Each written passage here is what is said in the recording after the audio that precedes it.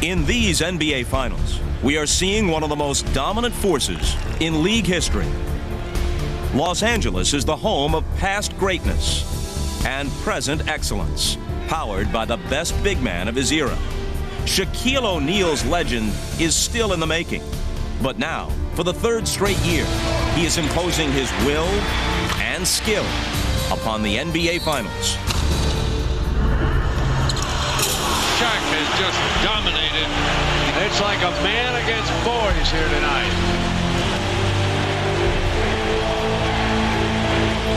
Rebound down to O'Neal. O'Neal going up, and he slams it. Oh, wow, Shaquille O'Neal with a ferocious jam. Because he seems so unstoppable, the outcome of the series seems inevitable.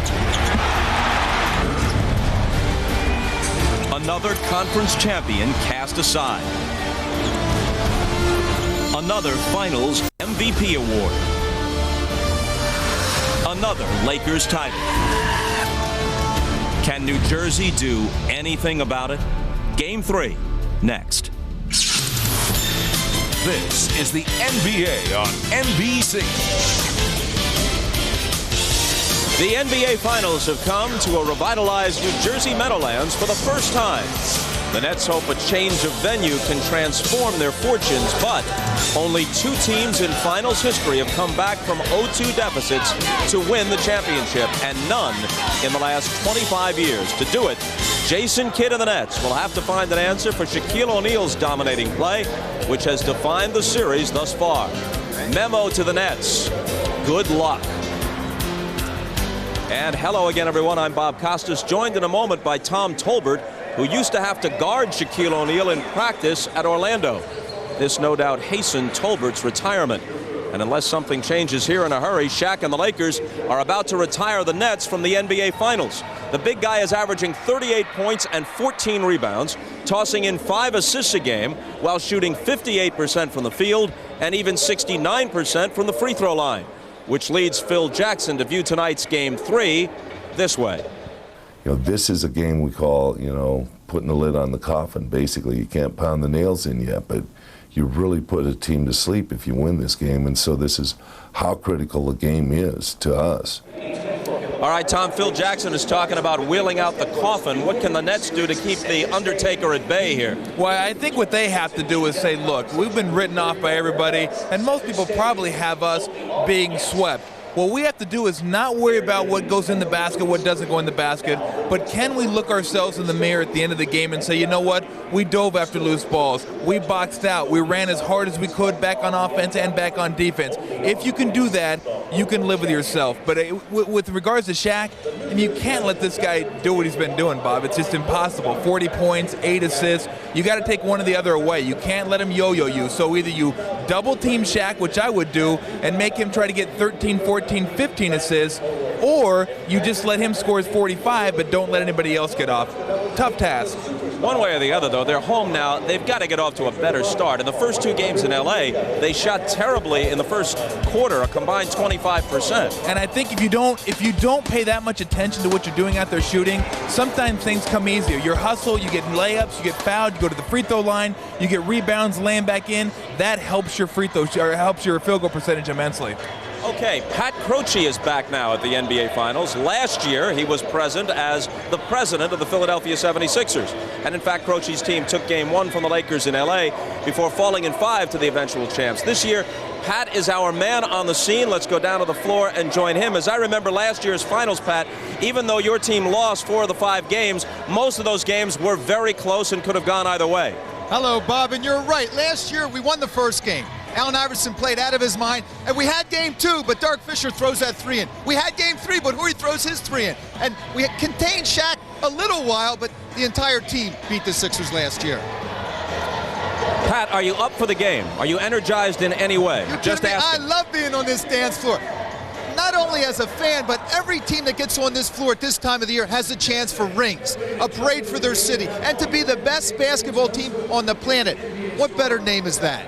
All right, one last question. Todd McCullough was your player last year with the 76ers. Of course, you also had Dikembe Mutombo to try to contend with Shaq. Have you spoken with McCullough at all during this series? I have talked to Todd, and you know he's frustrated, you know he's disappointed, because here's an overachiever. He works really hard at what he does, but he needs help. As you said, Dikembe Mutombo needed help last year. He needs help, as Tom said, to front Shaq, to help Shaq, to hold Shaq, to hack Shaq, whatever you can do. Todd needs help. Well, nothing's worked so far. Still to come, we'll hear more from Phil Jackson. Who'd win a matchup between his 90s Bulls and his turn-of-the-century power in Los Angeles? That's among the topics when we talk with the Lakers coach. Plus, Ahmad Rashad's conversation with LA's two superstars. You're watching the NBA on NBC. The Los Angeles Lakers have acquired a 24-year-old superstar. The Charlotte Hornets have traded Kobe Bryant to the Lakers. I'm the big brother. He's the little brother. Kobe on the move. Loud throw down to the net.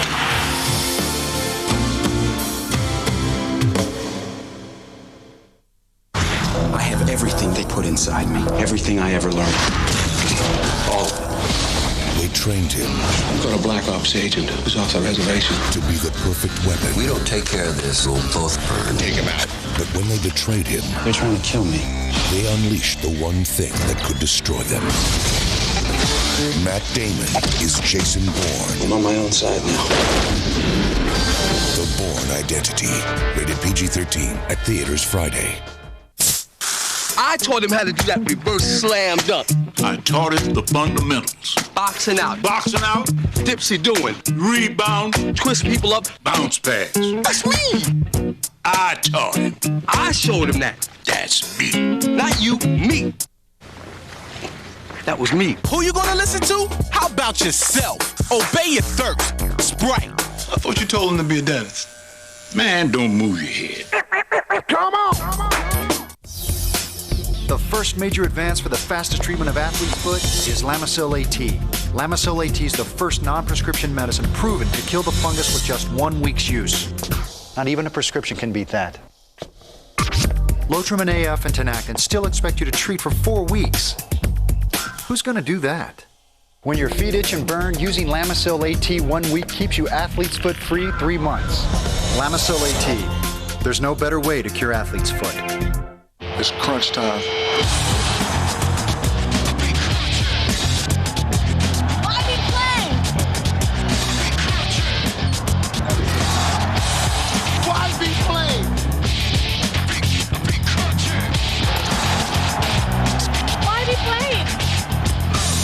When you can be crunchy. Plain chocolate? Not in Shaq's house. When he's got to have chocolate, only creamy, crispy Nestle Crunch will do.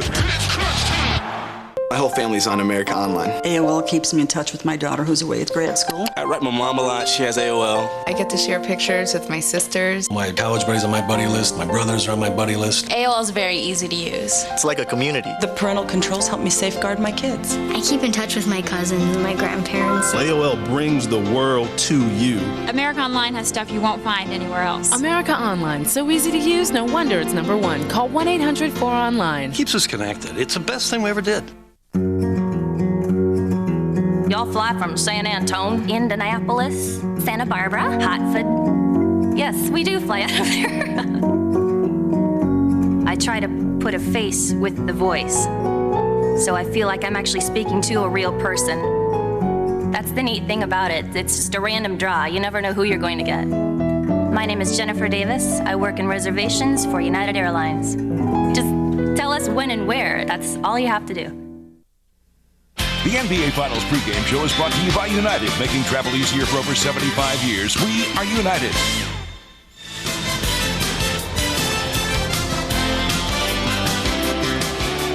Back at the Meadowlands, we now welcome in Ahmad Rashad, who spent part of last week in Los Angeles talking with the two big guns for the Lakers, Kobe and Shaq. I did, Bob. I was hanging with them while you were at The Polo Lounge. Yeah. You know, it was back in 1996 that Shaquille O'Neal and Kobe Bryant both joined the Lakers. Since then, they've become the NBA's most dominating duo. But the two stars have also had some ups and downs in their personal relationship, especially last season when they had a much publicized rift.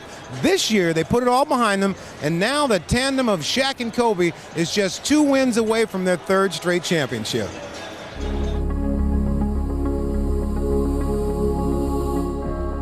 Do you feel like, with the two of you, you guys are unbeatable? I feel that way, yeah. It's just an understanding that we had.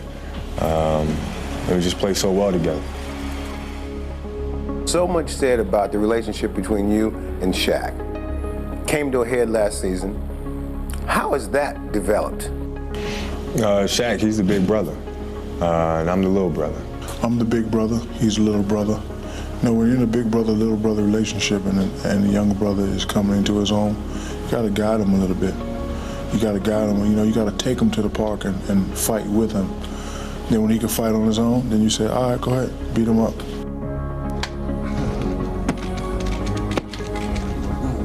Last year was just something that we had to go through just to grow as individuals and to grow as a team. And I think if anything, it brought us closer together, and our relationship now is the best it's ever been.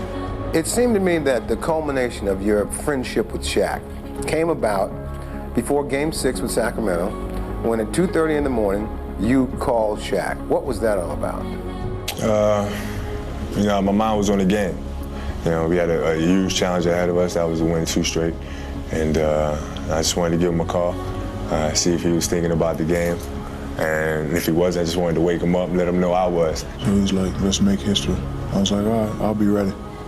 I know he was going to be ready. Grew up in New Jersey.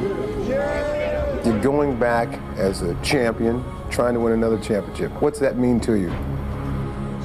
Kobe got the win in his hometown last year. I had the opportunity to win in my hometown this year.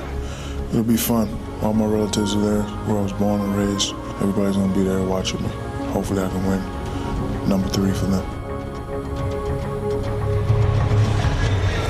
While Shaq is in New Jersey, he says he'll find some time to pay a visit to Newark and drop in on his grandfather and his great-grandmother, but he won't have time for everybody. He has more than 200 relatives in the area, which means a lot of tickets. But now, these guys are legitimate friends now. It's almost like when you first move into a neighborhood and you don't get along really well with the other guy. They are tight now because I think they both realize that they can't do what they want to do in basketball without each other. I would agree. I mean, when you look at them, even going back to last year, you know, Kobe was making little jabs at Shaq that he wasn't in shape, and you look at what Kobe said about, or Shaq saying about Kobe, talking about Gary Payton. Look, he would pass the ball. Maybe we need someone that would pass the ball. I mean, it was very subtle stuff, but I think they realized they're the 2 best players, one of the most dominating players ever to play the game in Shaq, and then you have Kobe, maybe the best all-around player in the game. They can't do it without one another. You know, Ahmad, just a few months ago, Shaq was saying that when Phil Jackson leaves, and that's just a few more years at the end of his Laker contract, when he goes, I go. But this week he told you something entirely different. He has totally changed all that. As long as I've known Shaq, he is more serious about basketball right now in his career, and he told me he wants to play 10 more years.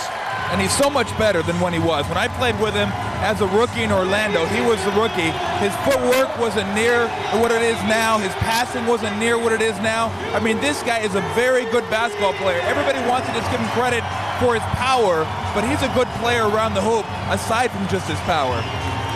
Behind us, as Tom was making his comments, the New Jersey Nets coming out of their locker room and onto the floor to warm up. Obviously a much different reception than what they were met by at the Staples Center. And as we turn our attentions now to the Nets, Peter Vesey has been talking to the New Jersey players. Pete, what's their mindset tonight? Well, Bob, they're thinking about thinking less and reacting more. They're thinking that they're ecstatic to be home, that they're going to feed off the energy of their crowd. They're thinking that they have to attack Shaq. He's only had 2 fouls in each of the first 2 games, but they have to attack him not only from the center position, but from all the positions, a la the Sacramento Kings. Problem is, Bob, they don't have one-on-one guys other than Jason Kidd to some extent and Jefferson, so they're thinking they have to develop those skills real fast. And they're thinking they have to develop an inside game, which they really don't have real fast. They're thinking that they're praying, actually, that Kobe Bryant tries to win the MVP starting tonight and takes the ball away from Shaq. And also they're praying, Bob, that nobody says anything remotely disrespectful about Shaq. Not even you, not Tolbert, nobody. Nobody. You know what happens. All right, well, we'll see. I haven't received the memo, but I guess anything to change their fortunes. Our thanks to Peter Vesey. You know, when you think about it, going back to the last couple of years when the Lakers won their first 2 championships, Indiana could have won each of the first 2 games in L.A. They did win 2 of the 3 games in Indiana, and the game they lost went to overtime. Philly split the first 2 games in L.A. The Nets have not really been within hailing distance. Even when they got close a couple of times in L.A., you never felt like they had a chance to win the game. Peter said that they would be praying that nobody said anything about Shaq. I think they're praying for more than that. Well, I'm telling you, this is not the best time of year to start developing stuff. If you don't have it by now, you're probably never going to have it. One thing they need to do is shoot the ball before the Lakers get their defense set up. They have, whether it's a layup or a 20-footer or a 10-footer, you get down the court, and before the Lakers defense gets set up, you shoot the basketball, because that's their best chance to score. I talked to Jason Kidd, Bob. More to come from the Meadowlands. As we get set for Game 3, we'll hear from Phil Jackson with the Lakers attempting to move a step closer to a 3rd consecutive championship. The Nets, on the other hand, have a more modest goal, try to make this series competitive with a win tonight. We'll be right back. Game 3 coming up.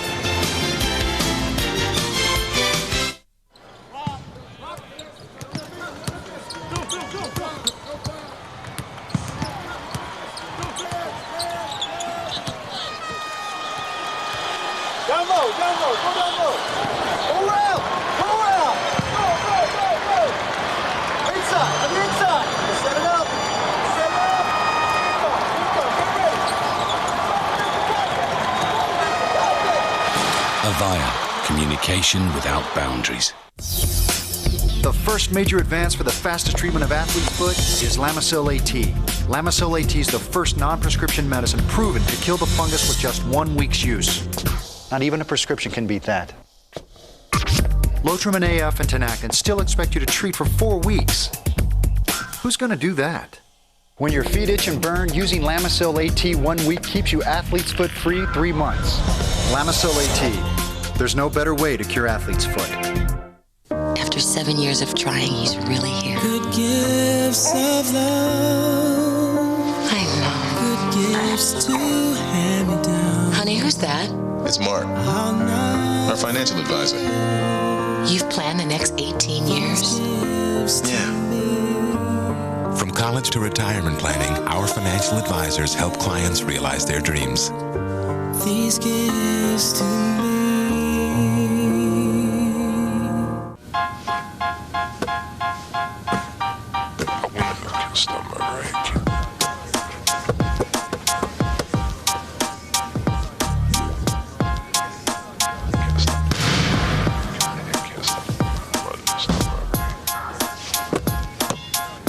Want to grow? The calcium in milk helps.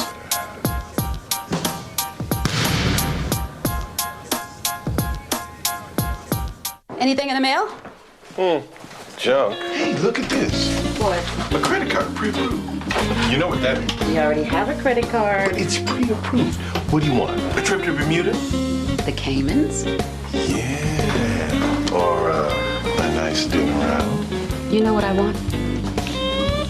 A house. Using credit wisely is the first step toward owning a home. Call for the free guide on credit from the Fannie Mae Foundation and for a list of lenders and credit counselors. All my friends and family are on AOL. I love AOL email. You hear this really cool voice that says, "You've got mail." I love that. We keep in touch through instant messaging. It's having a verbal chat electronically. That's really handy when I'm grounded. I love shopping on AOL. I use it for my portfolio. AOL is my newspaper. You can get customer service anytime. There are always people there to help me. I love America Online. It has the speed that's right for me. AOL's got something for everybody. AOL has everything I want, all in one place. America Online has stuff you won't find anywhere else. Sign up today.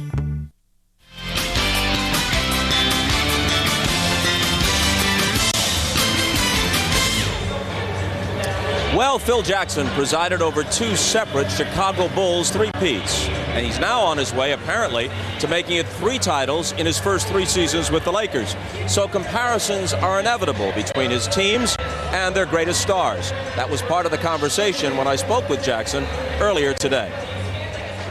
By consensus, Michael Jordan is the greatest player who's ever played in the NBA. But somebody could mount an argument that if you just want to win a championship, the most dominant player of the modern era is Shaq. So if you had the two of them, you can only have one. Some people might actually take Shaq, even though it seems like sacrilege. What do you say? I said that question was posed to me not long ago, and I said, yeah, stab me in the back. I want to make a distinction between two of the greatest players I've coached, but the reality is that Shaq is so dominant, you always have an overmatch. You can always draw a double team. You can almost always get a shot for somebody because he's going to double team. The drawback about that is that he's got to have the ball put in his hands, whereas Michael can get it and take it 90 feet and develop something from within that aspect of bringing it up the court and finding an operating space. So they're both great. I think that, the big key is that Shaq's starting to make free throws. Now he's learned how to do it. Now it's unstoppable, really, if he makes his foul shots. When people debate the greatest teams of all time, one argument that always comes up is, all right, the Bulls were sensational, but in the finals they never had to meet a team with a dominant center. So what happens if the best of your Bulls teams, whichever year you choose, goes up against the Lakers with Shaq? What happens? Very difficult for that team. For the Bulls? Yeah, real difficult. We did beat Orlando with Shaq, swept them. They had gone to the finals the year before, so they were the Eastern Conference champions, but it would be very difficult, because we didn't like to double team. That Chicago team wanted to stay pretty solid defensively, and the only thing we could do was put pressure, which is what a lot of teams try to do to us with the Lakers now. So interesting stuff, as Jackson says that his old Chicago Bulls teams would have a tough time with his present Lakers. At halftime, more with Jackson. He'll talk about his own standing as a coach and how long he plans to remain on the bench. How long do the New Jersey Nets plan to remain in this series, Tom? I guess we'll know shortly. Well, if you're the New Jersey Nets, you don't look at it as trying to get back in the series by winning the game. You can't look at the game and say we're down already 2-0. You can't look at it at halves. You have to go quarter by quarter. It has to be, we got to have a great quarter. Let's rebound. Let's have high intensity. Let's go out there and just give it everything we have, and let's see where we end up. This stuff is speculative. There's no way to know for sure. But do you have a sense that New Jersey's resolve has been diminished by the first two games? I think they know deep down inside that the Lakers are a better team. I think if they answered honestly and they maybe removed themselves from their body, they would say they're the better team. But on the court, you forget about that. You just go hard as you can and see what happens. And they will have the home crowd behind them tonight and Wednesday and Friday if they can push it that far. We're closing in on tip time. Coming up, we'll hear from Marv, Bill, and the Snapper. You're watching the NBA on NBC. Too much Shaquille O'Neal.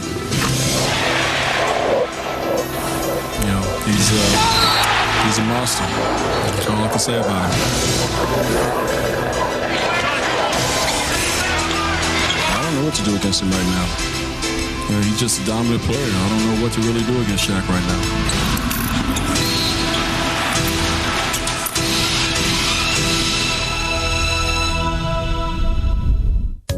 Nobody thought our relationship would survive.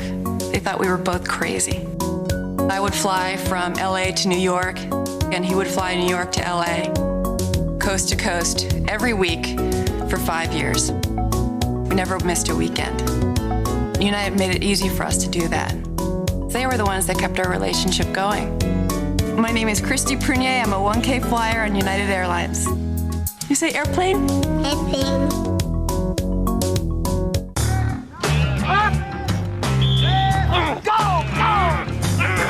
This is what it feels like when you eat the wrong thing before a game.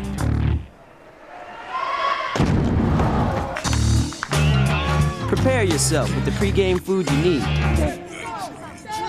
Gatorade Energy Bar, packed with the carbs and protein your body needs to tear it up. Get ahead of the game. Thieves, hackers, con artists. And they're the good guys. I've got something that'll make you smile. Natasha Henstridge stars in She Spies. Bad Girls Gone Good. Looks like the bad guys won again. NBC this summer. WBAL TV 11 News. Live. 11 Insta weather coverage around the clock. This storm is a very intense storm. Everybody in this area should be taking shelter now. Local. 11 Investigates I-Team reports. Jane Miller's live downtown. She has the exclusive story tonight. Late breaking news coverage as it happens. We're following breaking news right now. What it takes to be Baltimore's news leader. WBAL TV 11 News. Live. Local. Late breaking.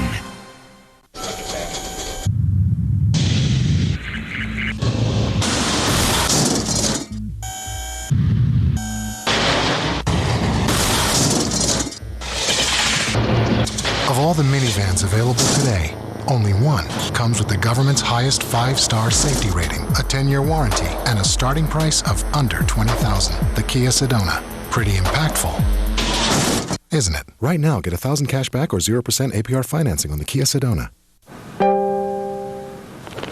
The internet is all about freedom, but to some internet providers, it's all about letting you get bombarded with spam and annoyed with constant pop-up ads. At Earthlink, we have no patience for that. We connect you to the internet with fewer pop-up ads and tools to reduce spam. And to prove it, we'll give you 1,000 free hours for your first 45 days. It's simple to switch. Call 1-800-EARTHLINK. WBAL TV 11 News. More live coverage of breaking news. Under the 2-3-2 finals playoff format, games 3 and 4 will be here in the Jersey Meadowlands. Game 5 as well on Friday. If necessary, the Lakers leading 2-0 as we get set for Game 3. And, of course, it will be called by Marv Albert, Bill Walton, and Steve Snapper Jones. Take it, Marvelous. All right, thank you very much, Bob. And the major question, guys, going into tonight's Game 3, do the Nets have any answer at all for Shaquille O'Neal? To this point over the first 2 games, Bill, he has just killed them in every phase of the game. Marv, I think we're looking at one of the biggest mismatches at the center position in the history of the NBA Finals. New Jersey has absolutely no answer for Shaq, who's able to get what he wants when he wants. He's throwing it down with regularity. In transition, Shaq in such a zone, every ball coming his way. Will somebody please step in front of this guy and take a charge? Shaq also anchors the league's best defense, regularly sending everything back. He's dropping dimes in an offense that's flowing like a river. When the Swarm finally gets there, he's gracefully laying the ball off to teammates who are knocking down wide open shots here. Now, the Lakers have been unopposed here. In Game 1, Shaq just did absolutely everything. Amazing as it seems, he was even better than the superb performance from Game 1. 8 assists, it's even more than Jason Kidd, and 8 dunks. The lack of opposition from New Jersey has been quite appalling here. They've really got to wake up, and they better do it quickly.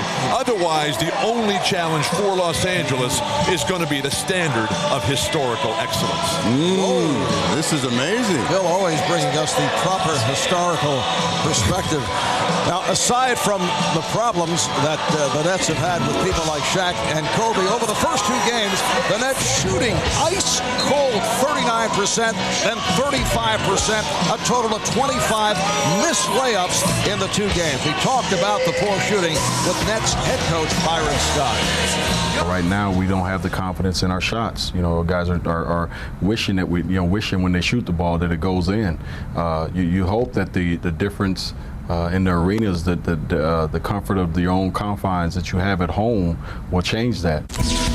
And home cooking has been very good for the New Jersey Nets. You take a look at their playoff record, and you can see they're an outstanding ball club here in the Meadowlands. They're 10 points better in scoring points. Their percentages up, their free throw percentages up. So they have to feel very good about who they are and what they are. And the best thing about it is they left those bad shooting twins in Los Angeles. Watch out, guys. We got a game today.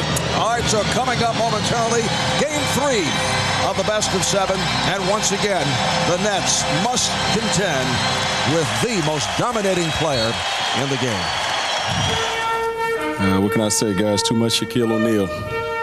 You know, he's a monster.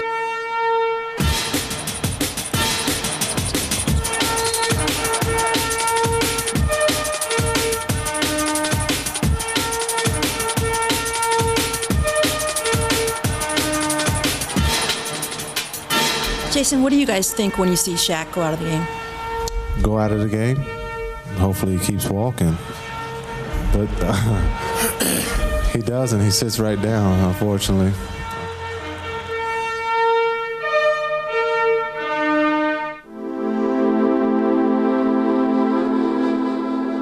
The Insurance Institute for Highway Safety subjected full-size pickups to their crash test, a test performed at even higher speeds than those conducted by the government. In the end, Tundra earned the highest overall safety rating for full-size pickups. Toyota Tundra. When we say better from the ground up, we mean a lot better. With Verizon Wireless, you can talk. Can you hear me now? Good. Or access the web. Good. Across the entire nation. Because now you get unlimited night and weekend minutes to use nationwide on the America's Choice network for just $40 a month. That's the advantage of having the best national wireless network anywhere you go nationwide. Good. Plus, pick up a cool web-ready LG phone. Hurry now, because the offer won't last as long as your minutes. Good. Verizon Wireless. We never stop working for you. We are back at Continental Airlines Arena and moments away from game number 3 for the introduction of the starting lineups. Let's go to the public address and Rick Zalzer. Once again, ladies and gentlemen, good evening and welcome to Game 3 of the NBA Finals. Here's the starting lineup for the Los Angeles Lakers. At 1 forward, number 5, Robert Horry. The other forward, number 17, Rick Fox. At center, number 34, Shaquille O'Neal. At one guard, number 8, Kobe Bryant. At the other guard, number 2, Derek Fisher. And the coach of the Los Angeles Lakers, Phil Jackson.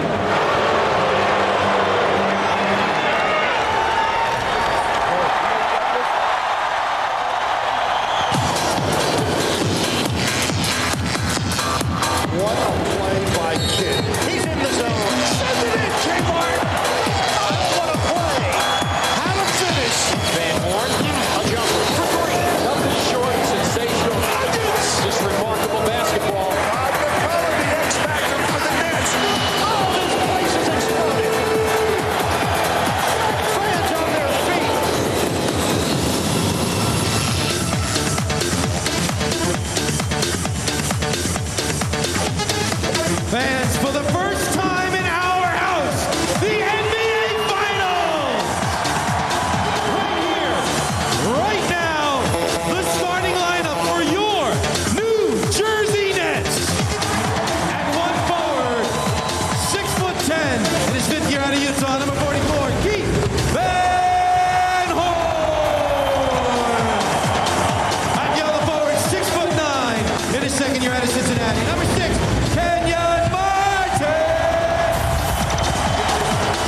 At center, 7 feet tall, in his 3rd year out of Washington, number 11, Todd McCullough. At one guard, 6'5", number 30, in his 6th year out of Villanova, Kerry Kittles.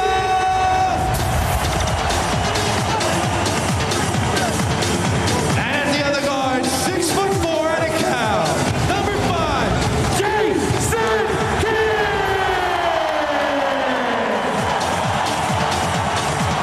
Your Nets are coached by Byron Scott.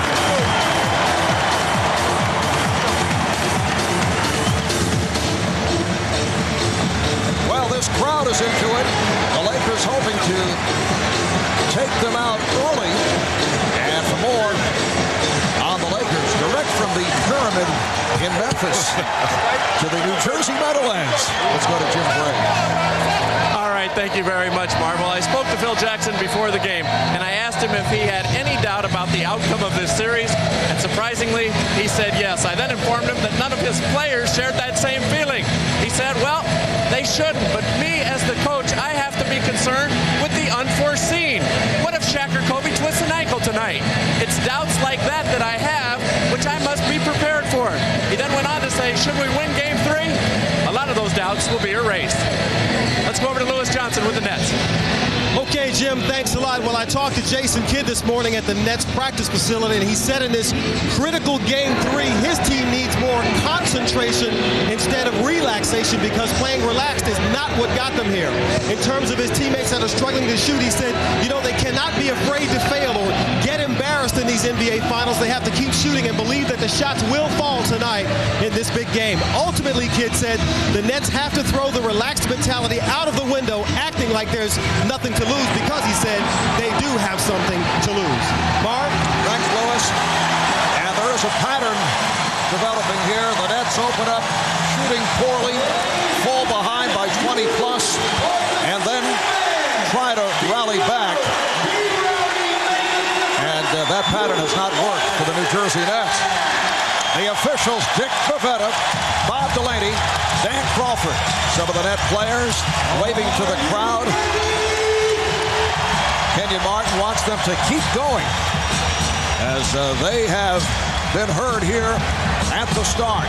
Todd McCullough and Shaquille O'Neal on the opening tip, controlled by the Nets. Jason Kidd coming off the off performance, 0 for 5 in the first half, and in Game 2 then came on in the second half. Keith Van Horn, who has been very quiet, try to go at Rick Fox and succeed.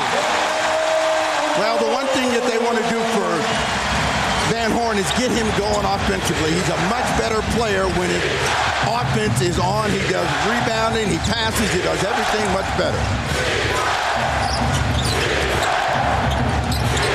Off the weave, Kidd with the steal, Kittles.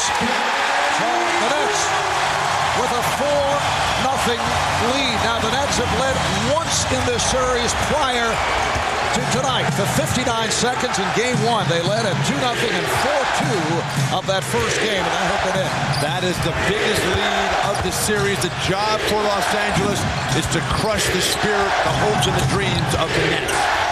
Fox for 3, and suddenly the Lakers are hitting the three-point shot. They have not been a good three-point shooting team during the season and during most of the postseason. But Marv, if you're Byron Scott, you got to bet that the percentages are in your favor. Kenyon Martin. So the Nets with a 6-3 lead, and the Nets are hoping to disrupt Shaquille O'Neal this evening by going with what they call more decisive double teams. Not there, though, as Shaq is able to hit on the quick release. Robert Horry breaks the offense by flashing up against the trap. Now they come right back with Todd McCullough. Swing the skyhook big time. Jabbar. Well, Byron Scott feels that they have to go at Shaq more frequently. He's had a free pass. Well, picked up, 3 fouls the first 2 games? 4 altogether, Marv, and he has been the dominant player out there, but the offense is a story for the Nets. They've made all of their shots.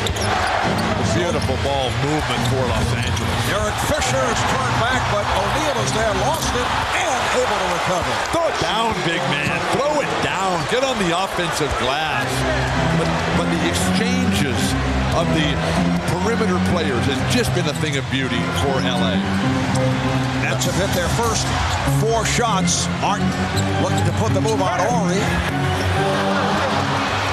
But look at the shots that they're getting. They're all high percentage shots right now. And that has to make Scott feel good. They're getting good ball movement, good player movement. And Kobe Bryant with his first field goal. Kobe coming off of 9 for 15, 24 points, 3 of 3 from downtown in Game 2. So the Lakers with the 1-point lead. McCullough with it. An air ball off that jump hook. That's the shot you have to guard the least. A left-handed hook or jump hook. Todd could get something better than that. Well, Todd doesn't want to try to do too much. Stay within himself. He is going to be able to get some shots off against Shaq. Looking for a travel. Fisher for 3. And the Lakers continue the good shooting. They call that a 2 now. He had a foot on the line. Lakers by 3.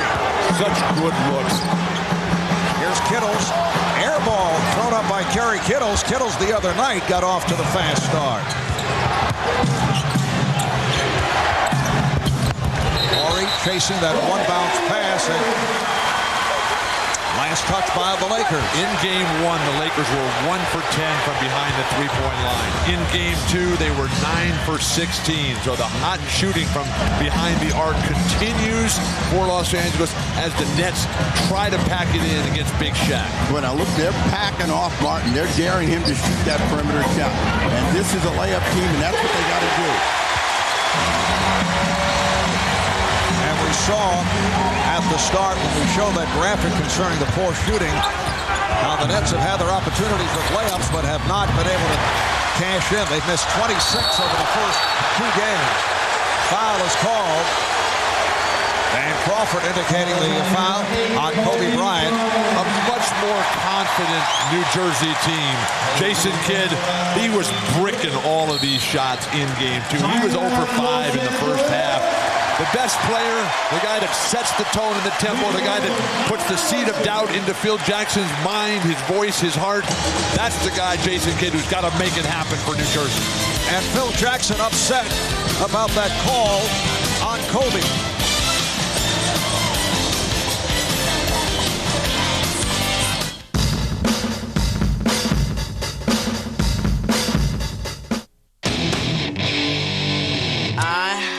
Love football on TV, shots of Gina Lee, hanging with my friends and twins. I love burritos at 4 a.m., parties that never end, dogs that love cats, and twins. And I love you too. It's a love song. I am Emmitt Smith. I'm Emmitt Smith. I'm Emmitt Smith. I am Emmitt Smith. I am Emmitt Smith.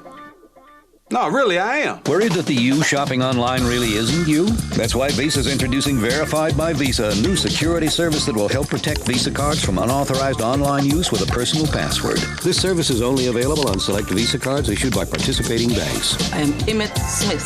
Please. To learn more and to check if your card is eligible for this service, go to visa.com/verified.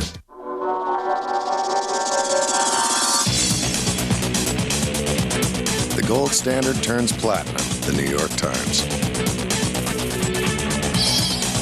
Hands down, the car of the year, the Detroit News.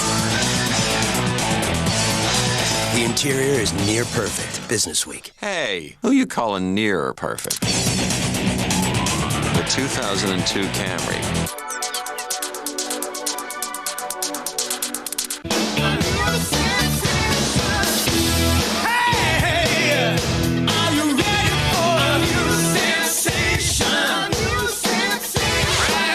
Introducing McDonald's new grilled chicken flatbread sandwich.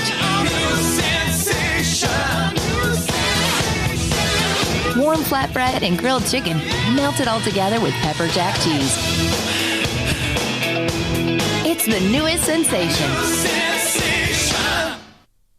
The NBA on NBC is brought to you by Rocky Mountain Cold Coors Light. Cold down easy. By the reinvented Toyota Camry. Get the feeling. By McDonald's. We love to see you smile. And by Visa. It's everywhere you want to be.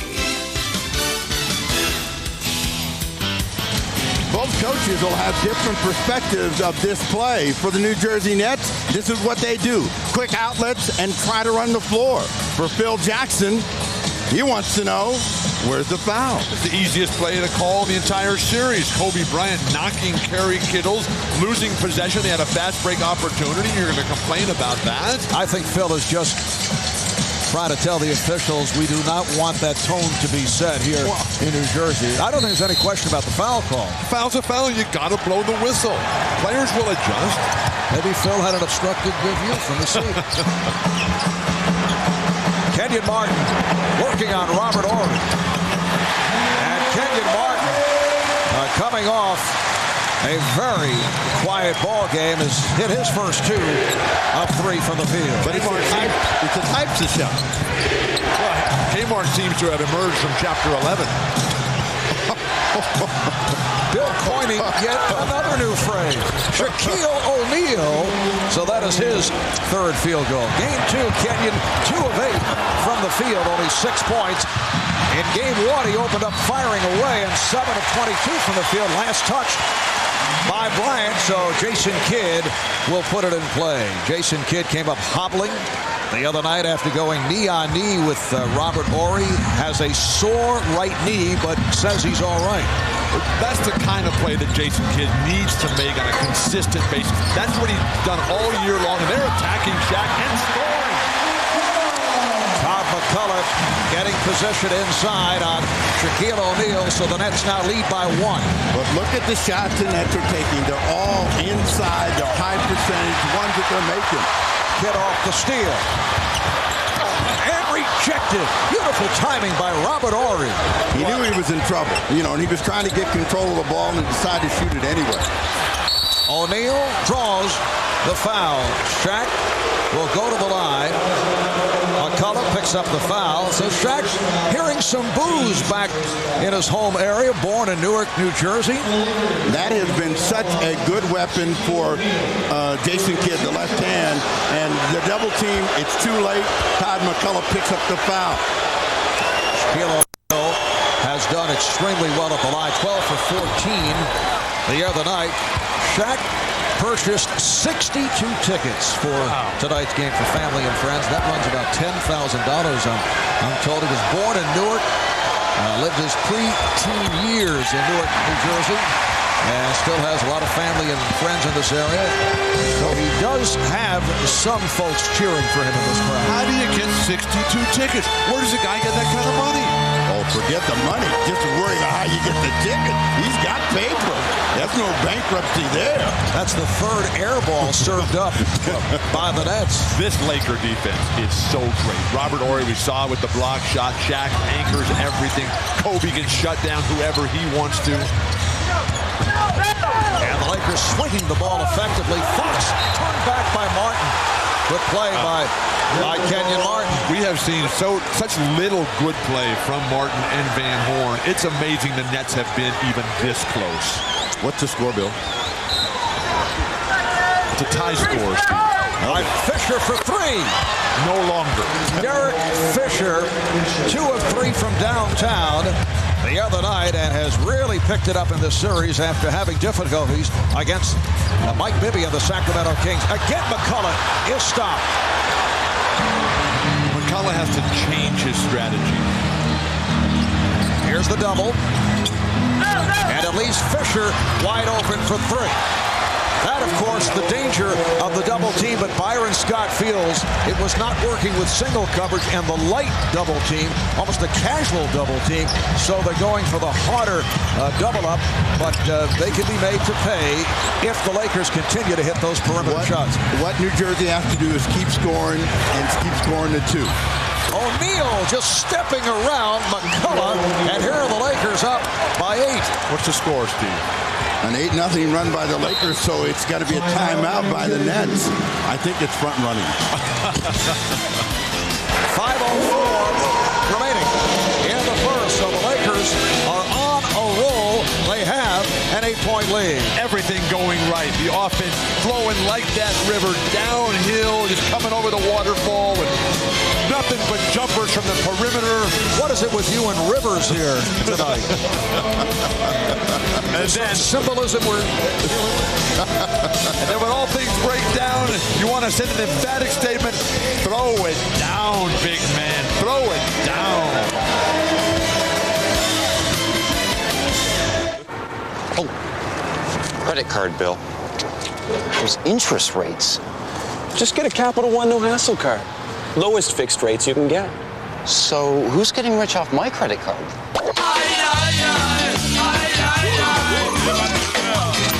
Someone living large off your interest payments? Get a Capital One no-hassle card. It's got the nation's lowest long-term fixed rates, no balance transfer fees, and no telemarketing. What's in your wallet?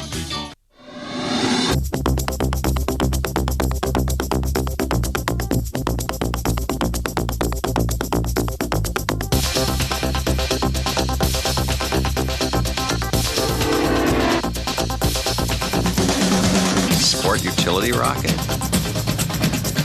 Escape pod? The all-new Toyota Matrix. It's something else. Seen any aliens lately? This 4th of July weekend, the event they don't want you to remember. Hopefully you enjoyed our new, smaller, more energy-efficient subway cars. Will be the movie you'll never forget. What do we got? Big Bad Mojo.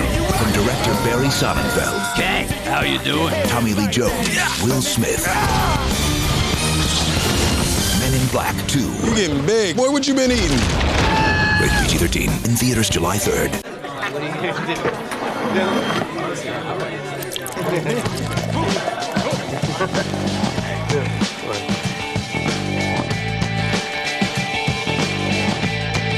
Be cool.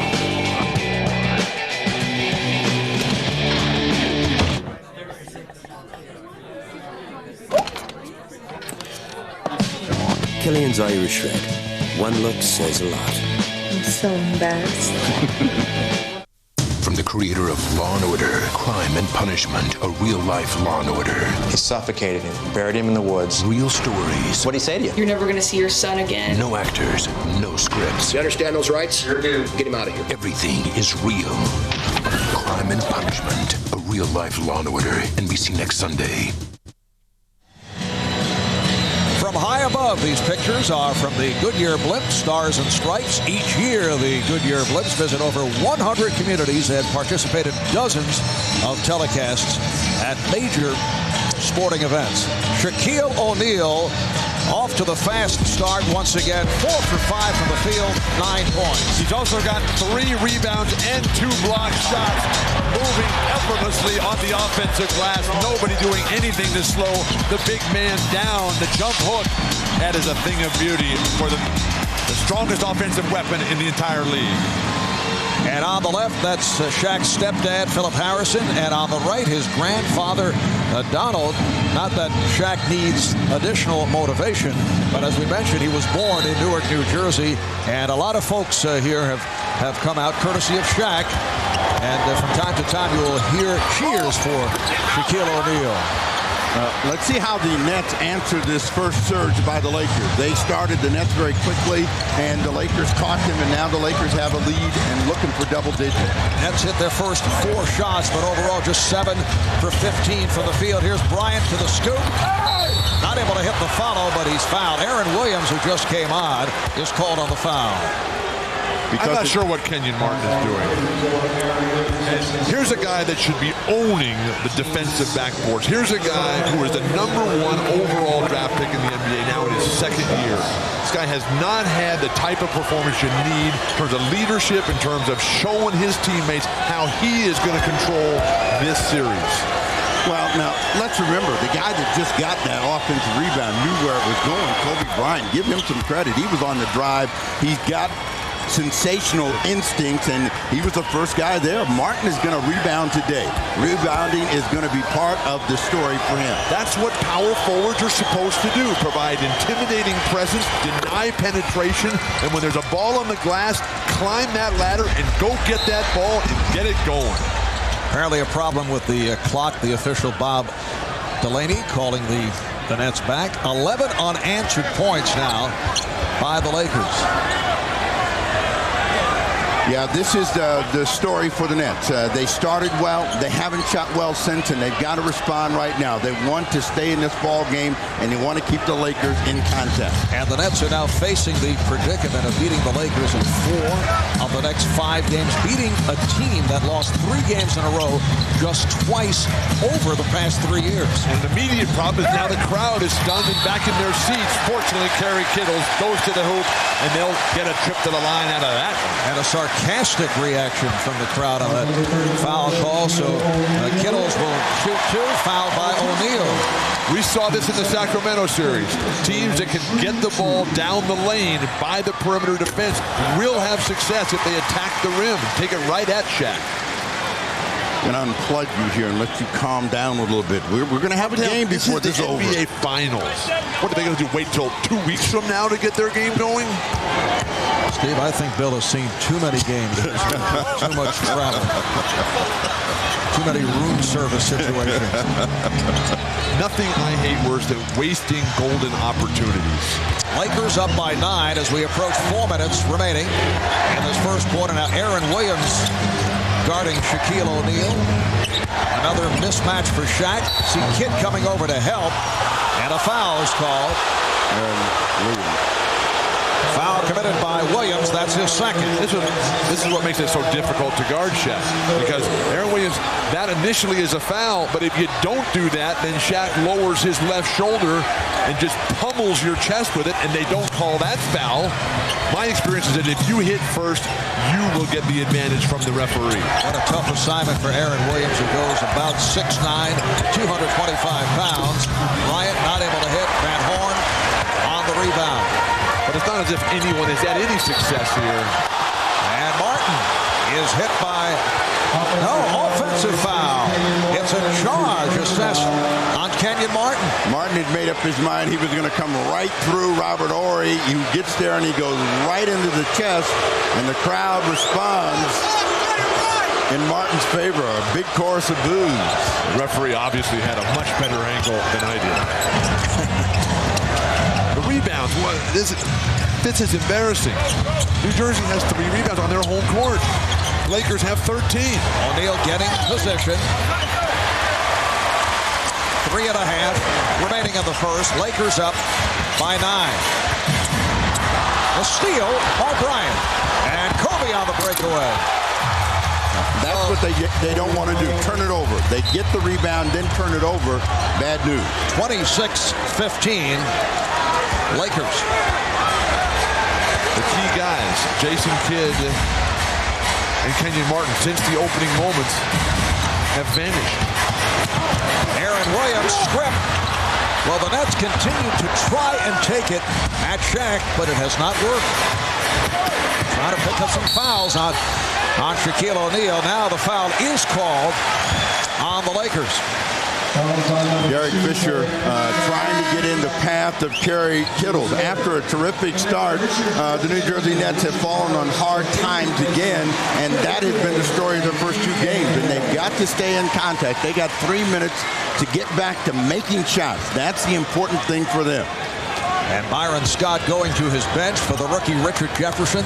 And Lucius Harris, who comes off the 0 for 9, and in the 2 games, 1 for 14 in the series. Kidd is rejected by O'Neal, and last touch by Kidd. They're forcing it right now. I mean, they want to go at Shaq, but when they don't have good shots, they should bring it back out. Throwing up bad shots helps the Lakers. I don't like the rotation of New Jersey's offense off that penetration, and I cannot believe that Lucius Harris is still wearing that mask. I thought it was supposed to be a good luck charm. Yeah, we were speculating the other day that he might take it off because he does not need it, but he was shooting well prior to the series. O'Neal gets inside, yes, and it counts, and another foul on Williams. All of that is set up by the perimeter ball movement. If they just come in and try to bang it in and ram it down their throats, that's one thing, but because Shaq's able to keep moving as the ball has been pushed back up to the top and then brought back down to the corner, Aaron Williams now picks up 2 fouls, so that's a major problem, and they're coming quickly. 3 fouls on Aaron Williams? Goodness gracious. 2 minutes of play, so another rookie, Jason Collins, checking in. Shaq now 1 for 3. From the line, back in game 1, late in the game, Jason Collins, out of the 3 centers used by Byron Scott, was the most effective against Shaquille O'Neal, but everything is relative because Shaq also was able to handle himself pretty well. It's a 15-1 run by the Lakers. Shot clock down to 3. Martin, Kenyon Martin with his third field goal. He has 6 points. Lakers 28, Nets 17. That's what they need more than anything else, to get the ball into somebody with a good idea of how they want to score. When they're struggling, it's because they really are scrambling offensively. Excellent ball movement again. Fox is not able to hit, and last touch by Horry. That field goal a moment ago by Kenyon Martin was the Nets' first field goal in 4 minutes and 40 seconds. The Lakers, they don't get caught up in sticking with the offense. As soon as the defense gambles, the Lakers take exactly what is made available to them. Poked away by Horry. And the foul, a reach in. Harris looking to prevent the fast break, holding Derek Fisher, but the Nets now over the foul limit, so Fisher will go to the line. Robert Horry does so many things for his team. He'll never get any credit in the stat sheet for that play right there. But poking it away from Kenyon Martin, taking the brain waves and the concentration away from Martin, and then leading to this free throw here by Derek Fisher. Derek Fisher off to the fast start. He finished strong in Game 2 the other night. NBA.com is the place for great photos throughout the finals, on the court and off, from action shots of the top plays to celebrities who are, well, as you might say, loving it live. Log on to NBA.com to email your favorite photos to your friends. It's all at NBA.com. You know who I saw here tonight? I saw Bill Russell, Willis Reed, and Dave DeBusschere here tonight. All Hall of Famers. And DeBusschere, as Kid is able to hit. Dave here for his one-time roommate as a member of the New York Knicks, Phil Jackson. Minute 25 remaining in this first quarter. Lakers up by 10. Kobe Bryant. And back comes Jason Kidd, looking to run the floor, then pulls it up. Yes! He had a foot on the line. It's a two-pointer. 29-21 Lakers, and for Kidd, his third bucket. He has 6 points. Yeah, with Shaq down, they're going to try to be more aggressive and pressure the ball. Let's see if they get some quick results. Chant of defense from this capacity crowd here in New Jersey. Fisher changed his mind, finds Samaki Walker just came on, and he was rejected. Kenyon Martin playing with more confidence here tonight. Harris around Bryant. Harris, nice ball by Lucius Harris, trying to turn it from the 0 for 9, and the Nets showing some life here in the final minute of this first quarter, and hearing it from the crowd. They're within 6. Now Bryant looking to post up. Bryant, what a move by Kobe Bryant, who drew the double team. And a great way to quiet the crowd here. The Lakers can't get caught up in the referees allowing the flow to take place here. You've got to keep playing through it. Samaki Walker standing and arguing far too much. Final seconds of this first quarter. Kidd played on the switch by Walker. Coming up short on that three-point attack. After one, it's the Lakers 31 and the Nets 23. Shaquille O'Neal, the high man, with 11. You're watching the NBA Finals on NBC.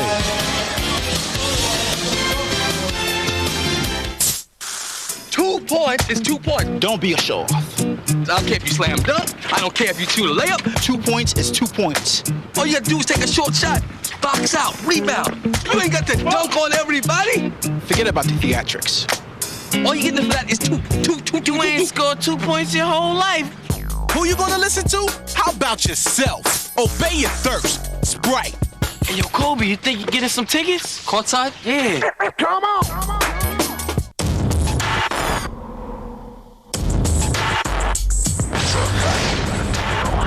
What you believe in this real. In reality, living your life in the eye of the every time in the world of a fantasy or a thing.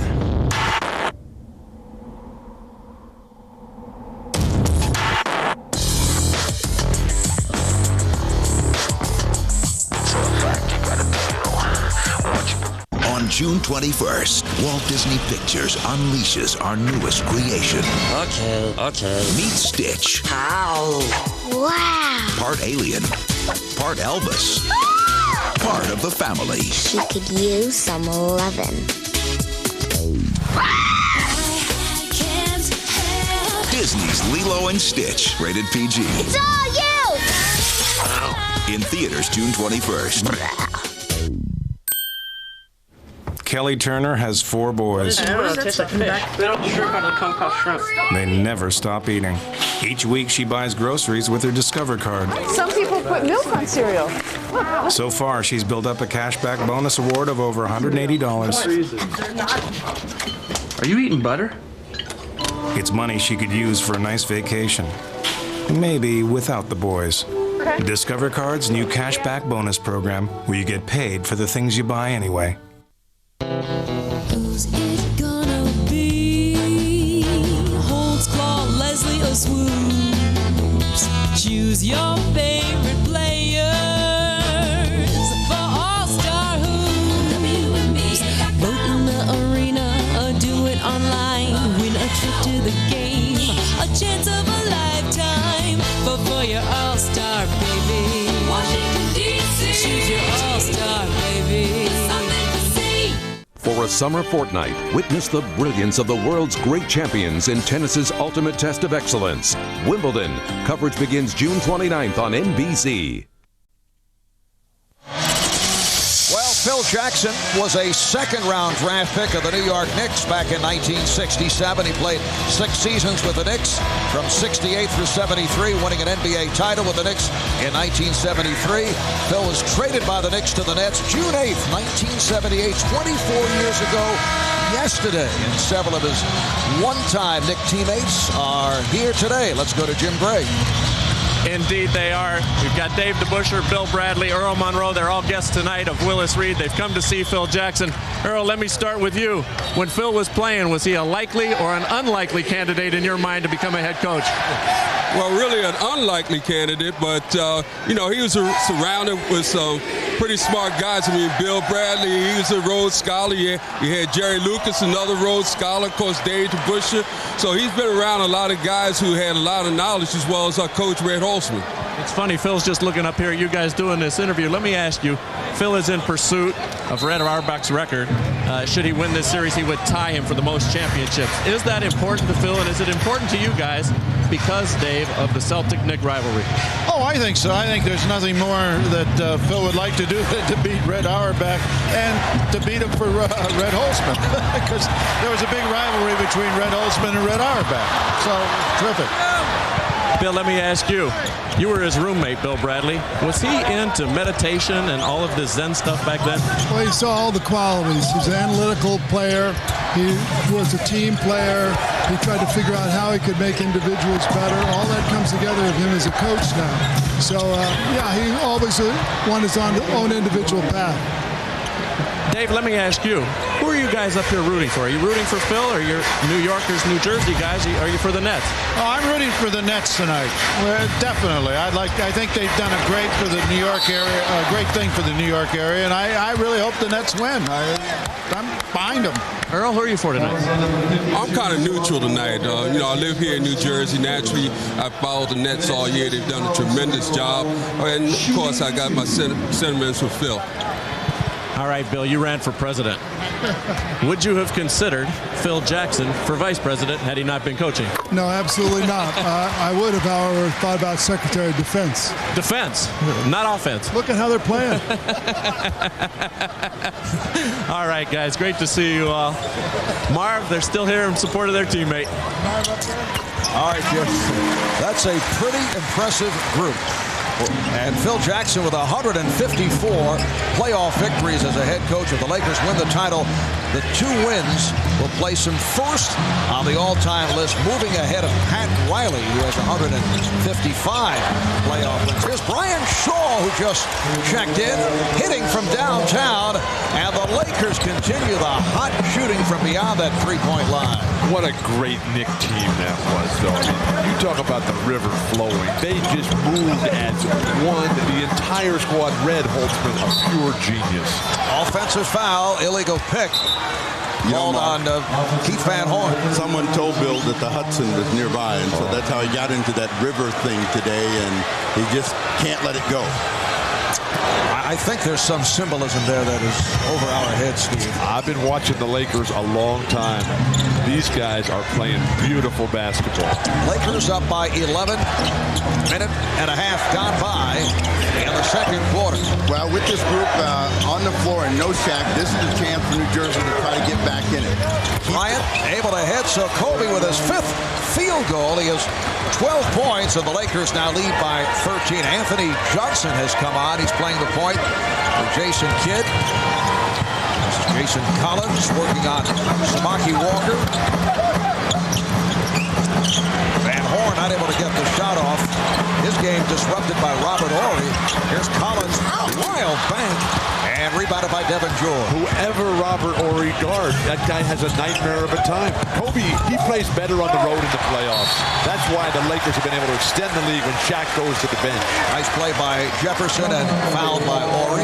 And with Shaq on the bench, Kobe said, look, I'm taking over this thing. He has not had a lot of opportunities because of the brilliance of Shaq in games 1 and 2. But he's made 2 shots in this run. One from the dead right corner and that one. There's just absolutely no defense. Maybe Dave DeBusschere could have stopped that play. Backcourt of Johnson and Harris for New Jersey. Van Horn, Collins, and Jefferson up front. Here's Jefferson. Oh, he actually had lost control and was able to tip it home. He willed that one in, and that's what New Jersey needs. More willful play from the rest of the team. You've got to stay aggressive and try to make the Lakers make some mistakes. Look how nobody from the Lakers holds the ball. As soon as they get it, they're moving it right away. There's not a lot of standing around, not a lot of hesitation. Here's Shaw coming up short on that three-point attempt. With Johnson, Jefferson, and Van Horn out there, they've got to have a clear-cut idea of where they want to go at this end of the floor. Anthony Johnson playing with his 5th NBA team in 5 years. He was playing in Mobile, Alabama in the developmental league before signing with the Nets. Van Horn for 3. Bryant lost it from behind. Jefferson getting a piece of it.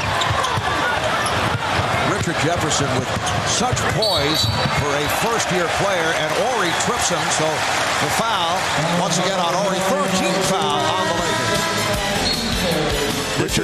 This is an aggressive Richard Jefferson, and he's putting the pressure on the Laker defense, and the ball comes out of his hand, but you got to keep it going. Maybe that's part of that Rivers thing.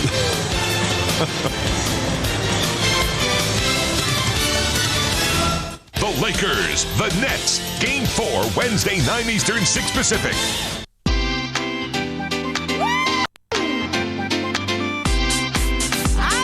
Shh! Quiet while the movie's playing. Ha!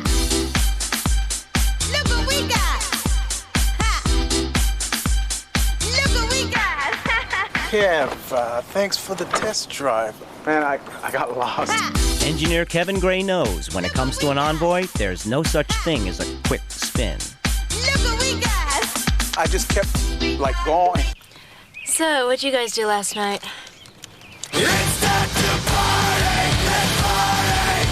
Hang out with yourself and have a crazy party! Hey, you! Let's party!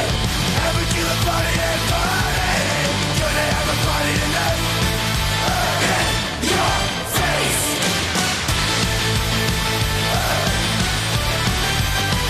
What did you guys do? Awesome. Oh.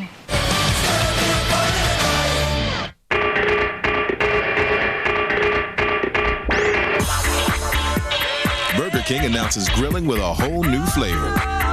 Introducing new BK Back Porch Grillers with an incredible taste that till now you can only make at home. Try the home style and the smokehouse cheddar. Seasoned flame broiled double burgers fixed with fresh tasty toppings and served up on bakery style buns.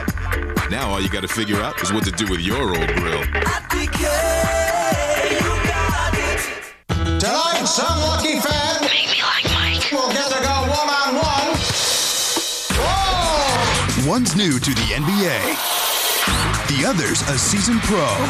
To turn this team around. So what's it like playing together? Well, it's been great. Really great. They'll turn the NBA How you do that? upside down. Can I get your autograph on my niece? What's her name? Derek? Dirk. Like Mike. Rated PG. July 3rd, only in theaters. The NBA on NBC is brought to you by GMC. From professional grade people come professional grade SUVs. By the flame broiled Whopper from Burger King, America's favorite burger. At BK, you got it. By Sprite, obey your thirst. And by NikeBasketball.com.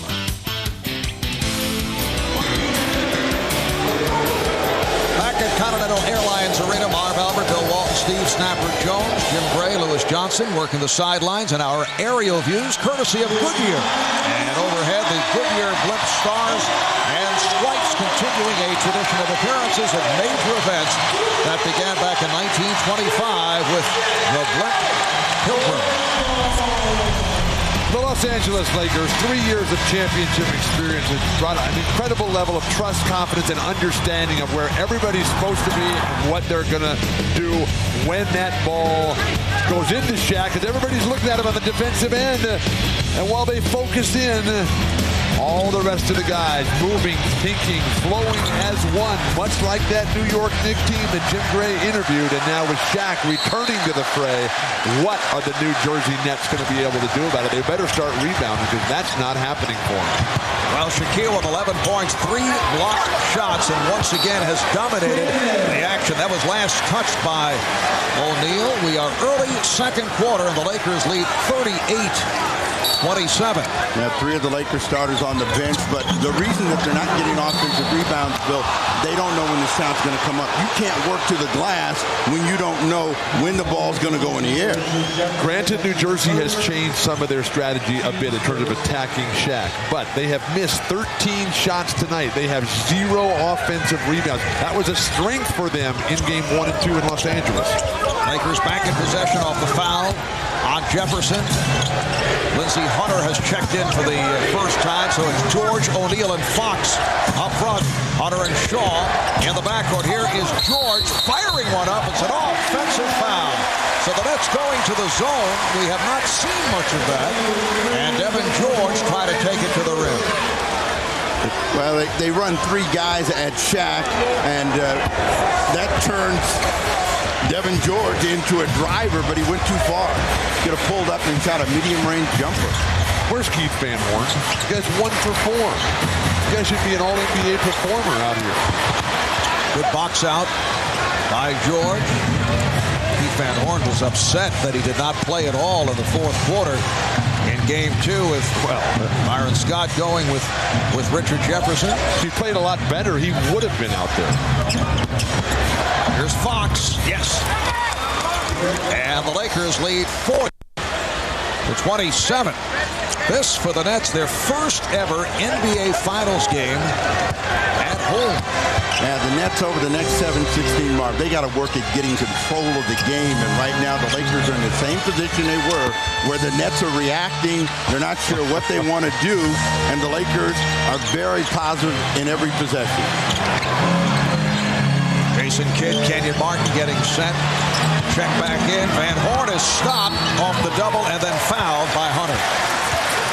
Good fortune comes to Van Horn because he lost the ball and it bounced right back to him, and Hunter on the reach-in. Lakers' 4th team foul.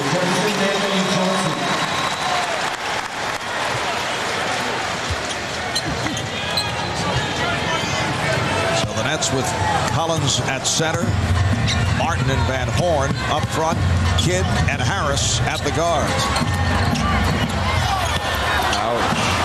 See, I think Van Horn is trying too hard offensively, you know, and he's forcing some of his efforts. He's quick shooting, and that's not going to get it done. That will get Richard Jefferson in there for 40 minutes. We've all learned from our good friend Marv here that it's important to try harder. Absolutely. The entire staff, Bill, has been working with you on that particular subject.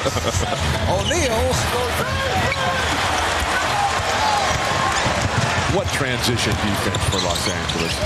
Jason Kidd, as good as any player in the game today at creating fast break opportunities, he's just unable to get into the open court. Well, the Lakers have been so effective in stopping the ball. We have not seen the Jason Kidd that we saw during the regular season. He did draw the foul. It's on Hunter. But that defense has forced Jason Kidd to become a shooter instead of a passer, and that's not a good thing. Jason has taken 7 shots, only has 2 assists on the night. You don't get assists when you throw the ball to guys that are not making shots. So he's got to find shooters. Kittle's back in the game. And Kobe Bryant getting set. Check back in. Kidd at the line for the first time. And the Nets continue to have their difficulties at the foul line. Well, from the creator of Law and Order comes the new summer series, Crime and Punishment. Real cases, real courts, real life. Crime and Punishment premieres next Sunday night at 10, 9 Central right here on NBC. The Nets started the quarter shooting 50%, but they've fallen off that. They miss a couple of free throws, and their story has to be getting that ball in those. They got to find ways to score. On-court leadership, the biggest breakdown for New Jersey in this final. Yes, Kittle's looking to help out on the double. So Shaq gave it back, and it's an open shot for George. That's 1 for 7 here in the second quarter. Martin takes it to the rim. Now that's what Byron Scott wants to see. Kenyon Martin digging for that front rim to draw the foul. It's on Devin George. Martin was hoping to make contact with Shaquille O'Neal. They've got to do something to try to get the Lakers back on their heels. So far, they have been completely unsuccessful. The legend was born in 1965 in the storied swamp of Florida. And as befits a legend, it began with a searing question. Coach asked why we didn't go during the game. The players weren't adequately hydrated and their performance suffered. As the Gators marched through the season, they drank a carbohydrate electrolyte beverage created by University of Florida doctors. Naturally, we called our stuff Gatorade. In conditions ever make a salamander sweat, the Gators thrive. Those boys drank that stuff and they became a second-half team. I saw it with my own 2 eyes. In 1967, when the Gators won their first Orange Bowl, Gatorade had arrived. Today, Gatorade is the most researched sports drink in the world. And it continues to fuel champions wherever they're found. Humbly born on the hard-scrabbled gridirons of Florida, proven by generations of athletes. And just as the games never end, so the legend continues.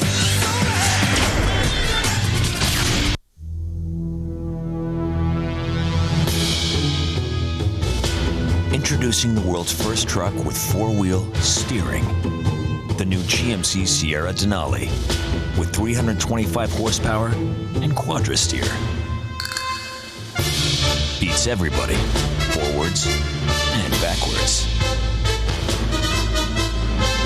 From professional-grade people come professional-grade trucks. Protect the code at all costs. Yes, sir. Critics are calling Wind Talkers a great film, a rare combination of a hugely entertaining action movie and an enthralling personal story of courage and sacrifice. A feast for those who love director John Woo. It delivers an emotional punch, stunningly powerful, with performances sure to be remembered next award season. As exciting as movie making gets, Nicolas Cage. Wind Talkers, rated R, starts June 14th. Bethpage Black, the first truly public course to host the U.S. Open. For the amateurs who wait days for a round, it's golf heaven. But for Tiger Woods and the world's best, the longest and most challenging course in Open history will be devilishly difficult. Golf's greatest championship begins Thursday at 3 Eastern on NBC. Keith Van Horn was the second overall pick in the 1997 draft. Began to play with more fire in the series against Indiana, but has really struggled here against the Lakers. Yeah, his wins and losses tell you how important it is for Keith Van Horn to be a positive offensive contributor. And this evening, it's been another struggle. And I think it's just the pressure of the moment and the fact that he wants to do well and has been rushing his shots. Shots are long, they're short, they're quick. The results are very little at the offensive end for Van Horn, and he knows his team needs him. There's a guy who hit his first shot of the game 13 seconds in to the contest tonight. Since then, he has been 0 for 4, and this forward combination of Martin and Van Horn is starting to make last year's disaster from Jermaine Jones and Tyrone Hill look like a bunch of Hall of Famers. Well, Kenyon Martin has had a solid first half, though. Good job, Mark, about 12 points. Kenyon Martin, that's not the reason. Bill, we saw with one player playing well, you can take the Lakers to the wire, as Mike Bibby showed us in the last series. Where's that one guy? Well, they don't have that kind of score, and they need the motion offense, which they're not able to get into, and they have to put fouls on Shaquille O'Neal, which they have not been able to do. Here's Shaq on the follow. So the Lakers now lead 42-28. Marv, you only have to remind them that Sacramento was not a one-horse team. Bibby was a big moment player. Oh, the rejection by O'Neal is his fourth. And they will count it. No, they'll count it. The basket counts. And Phil Jackson, as you can see, is very upset. He thought it was a blocked shot.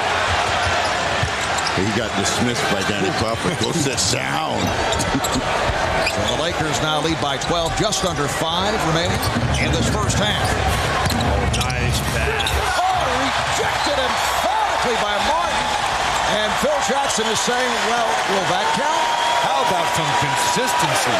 Now, that was clearly a goaltender. I'm not sure about Shaquille O'Neal's block.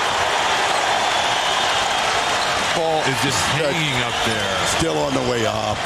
Please, Steve, my glasses. O'Neal, deep shot for Shaq. Crowd wanted a foul on O'Neal as he made contact with Kidd.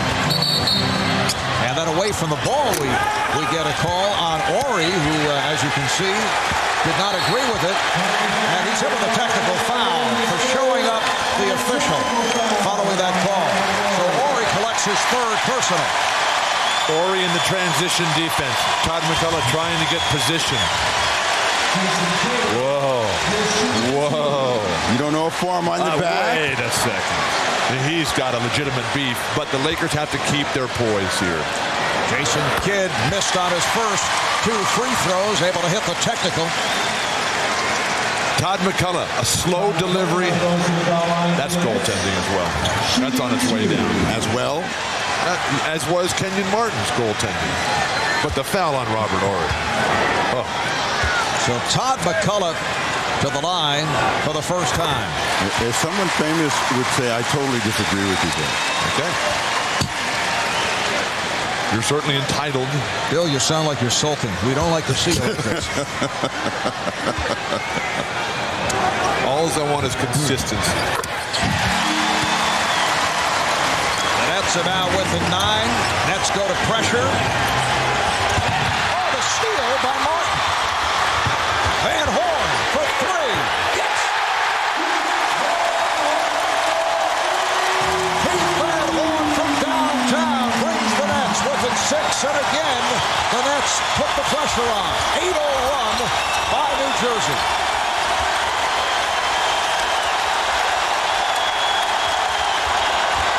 Rick Fox for Shaquille O'Neal, and he is fouled.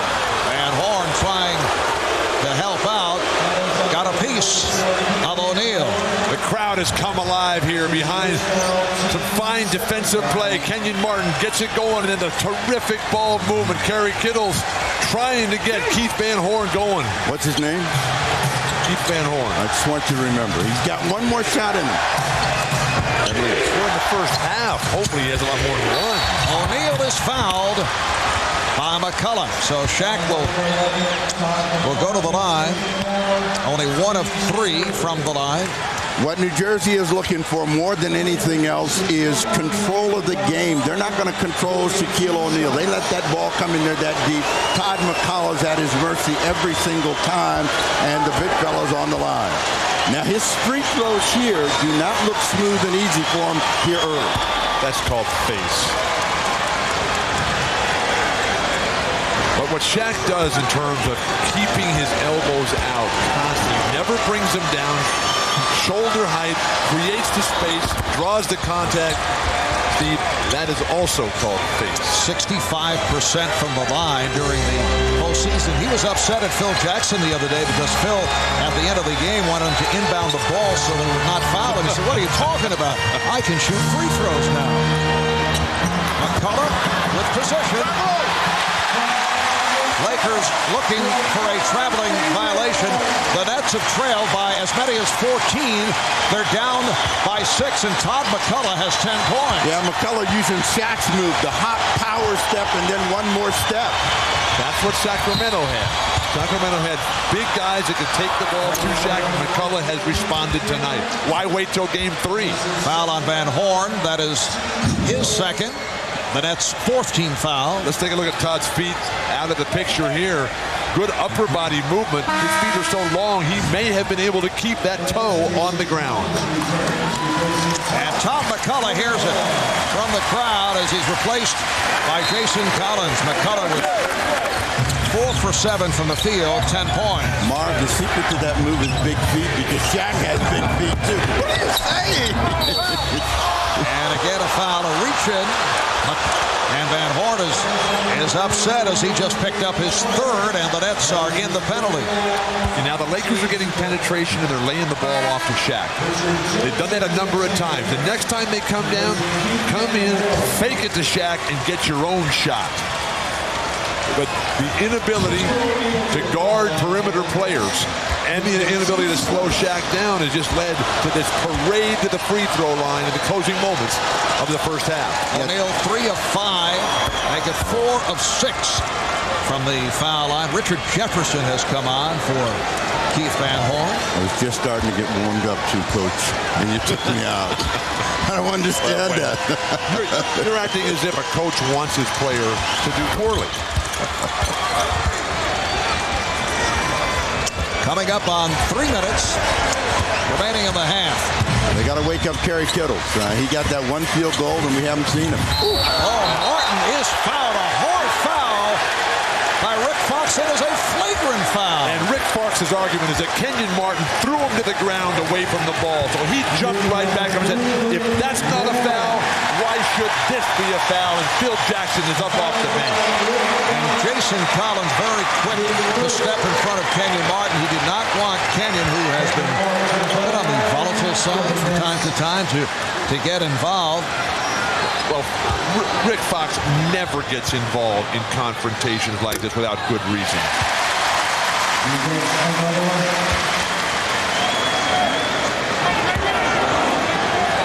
We'll get a look at the play, and you'll see that Martin will put the hit. The bottom of your screen. Bottom of your screen. He just runs him right over, throws him down. The referee standing right there at the bottom of the screen does nothing about it and calls a flagrant foul on Rick Fox.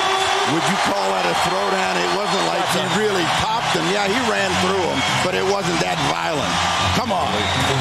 So now the Nets with possession off the flagrant, and Martin able to come right back, going at Fox to bring the Nets within 4 with 2:50 to go in the half.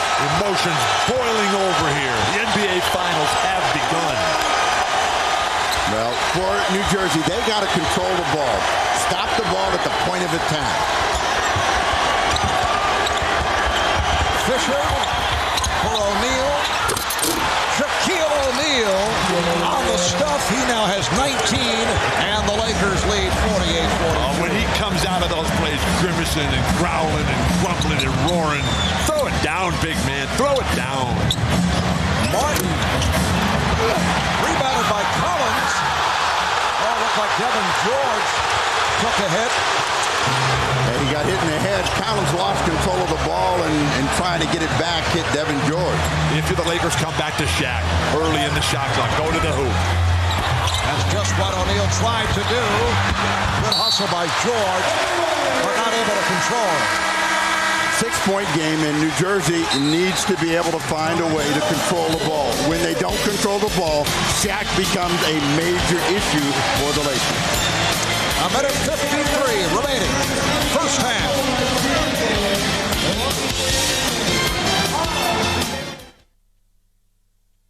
Well, welcome back to the P. We about to get real funky up in here right now with this brand new Stone Cold groove entitled The Funk Ship. Well, back in 1975, you know, the funk was just like back in the day. Lord, I like the way y'all play. I had your funk today. We're gonna go way up. We're gonna funk everybody.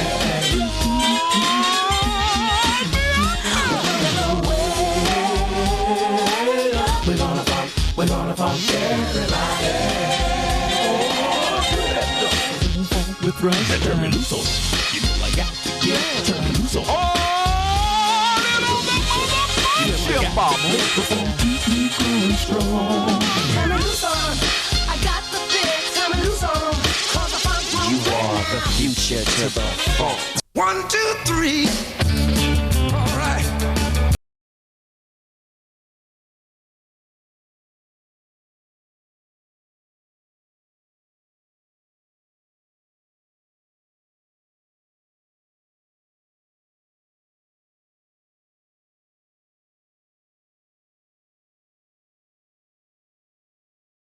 Starting at $16,900. Pontiac's in overdrive. See your dealer today. These guys aren't ours? No, civilians. The best and brightest of the bottom of the barrel. You want to send that on a mission of national security? I think it's time we tried something new. Revolution Studios presents a new breed. Not bad. Of secret agent. This is going to be one hell of a trip. Vin Diesel is Triple X. Rated PG-13. In theaters everywhere, August 9th.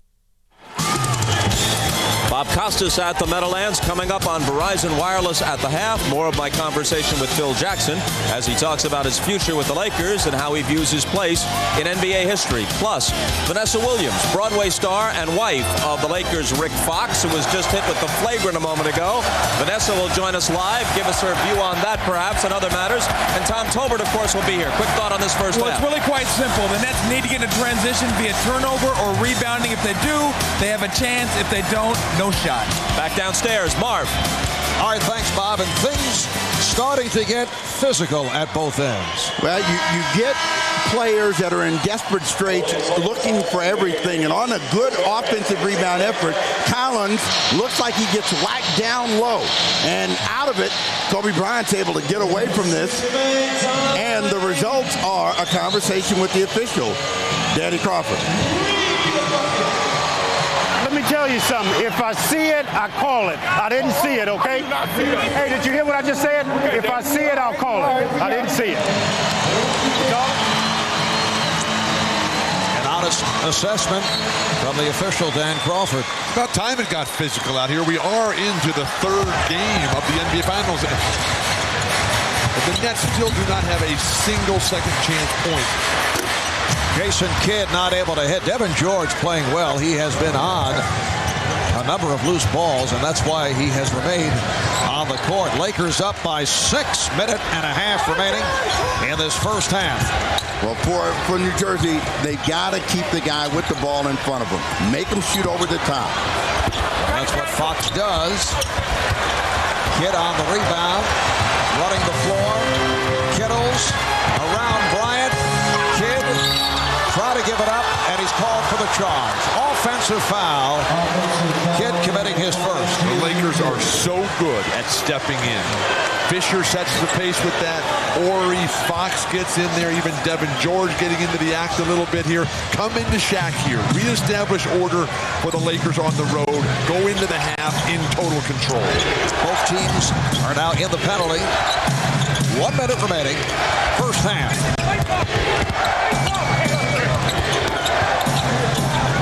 This is Kobe time, so you got to keep him in front of you. They don't. Bryant able to find O'Neal. So Shaq has 21 points. Lakers 50, Nets 42. Every time they dribble, somebody comes to him. Shaq is there for the dump. You're not going to win if you cannot contain for him. Beautiful pass thrown by Martin on the hop to Kidd. They tried that in game 2. Martin playing the extended weak side post there, and stolen again by Martin. Martin with the save. Kittles, Jefferson. Yes. Kenyon Martin has had an outstanding first half. 50-46.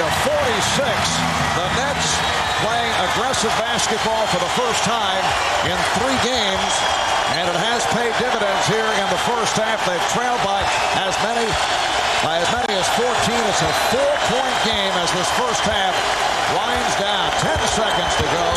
Bryant lost it, but he's hit. Foul is called on Kidd.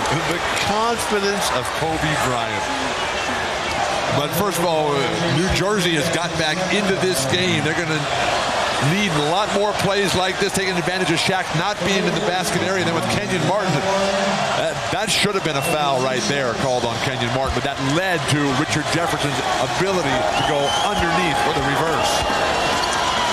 Shaquille O'Neal scored the last 10 points for the Lakers. 8 and 7/10 seconds remaining of the half, and Los Angeles up by 5. What is wrong with your arm? It's up all the time. It's up all the time. Do you get the idea that he wants to continue speaking at every possible second of his telecast? This is a 3-man team. You have no idea. You have no idea how hard I'm trying. 52-46. Lakers with the lead. Final seconds of the half. Martin for three.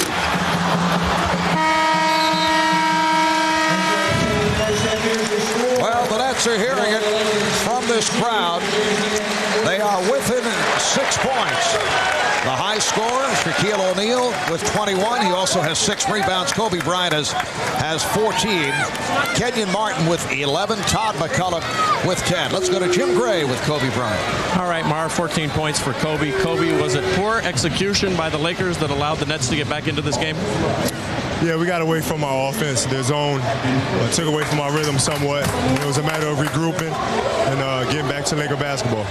Do you expect a very desperate net team here in the second half? Well, we think they're going to come out and play very energized. Try to get the ball up the floor, get easy baskets, try to take us out of what we do. We'll see what happens in the second half. All right, Kobe, thank you. All right. Marv, back to you. Thanks, Jim. Well, no team has won all 3 games at home since the NBA went to the 2-3-2 format back in 1985. The Nets in a desperate scenario, trailing in this best of 7, 2 games to nothing, and trailing here at the half by 6. Coming up, the Verizon Wireless at the half with Bob Costas and Tom Tolbert. You're watching the NBA Finals on NBC.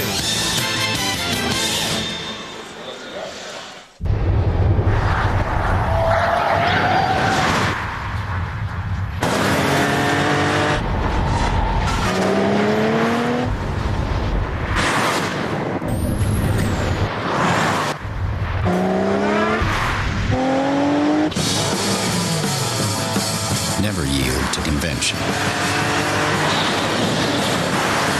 Cadillac CTS. Breakthrough.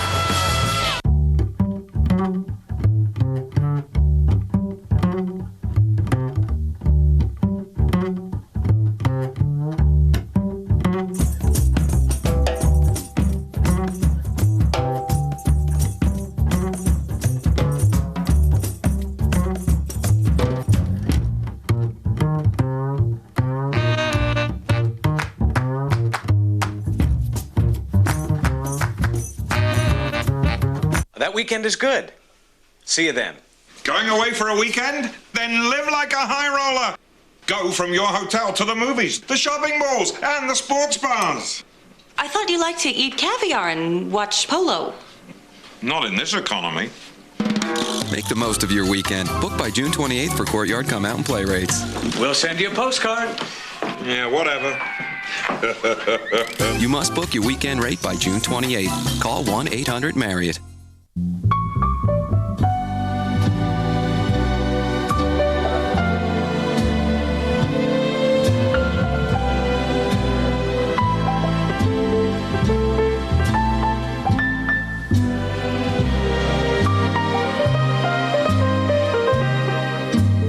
The romance, the beauty, the world of Ralph Lauren. Polo.com. NBC Monday. It's the smash hit Fear Factor with a challenge so insane we just can't describe it. Then it's an all-new Spy TV, the summer comedy hit. Imagine getting roadside service from these girls. Do you have a Jack? Spy TV, all-new sneak preview after Fear Factor, NBC Monday.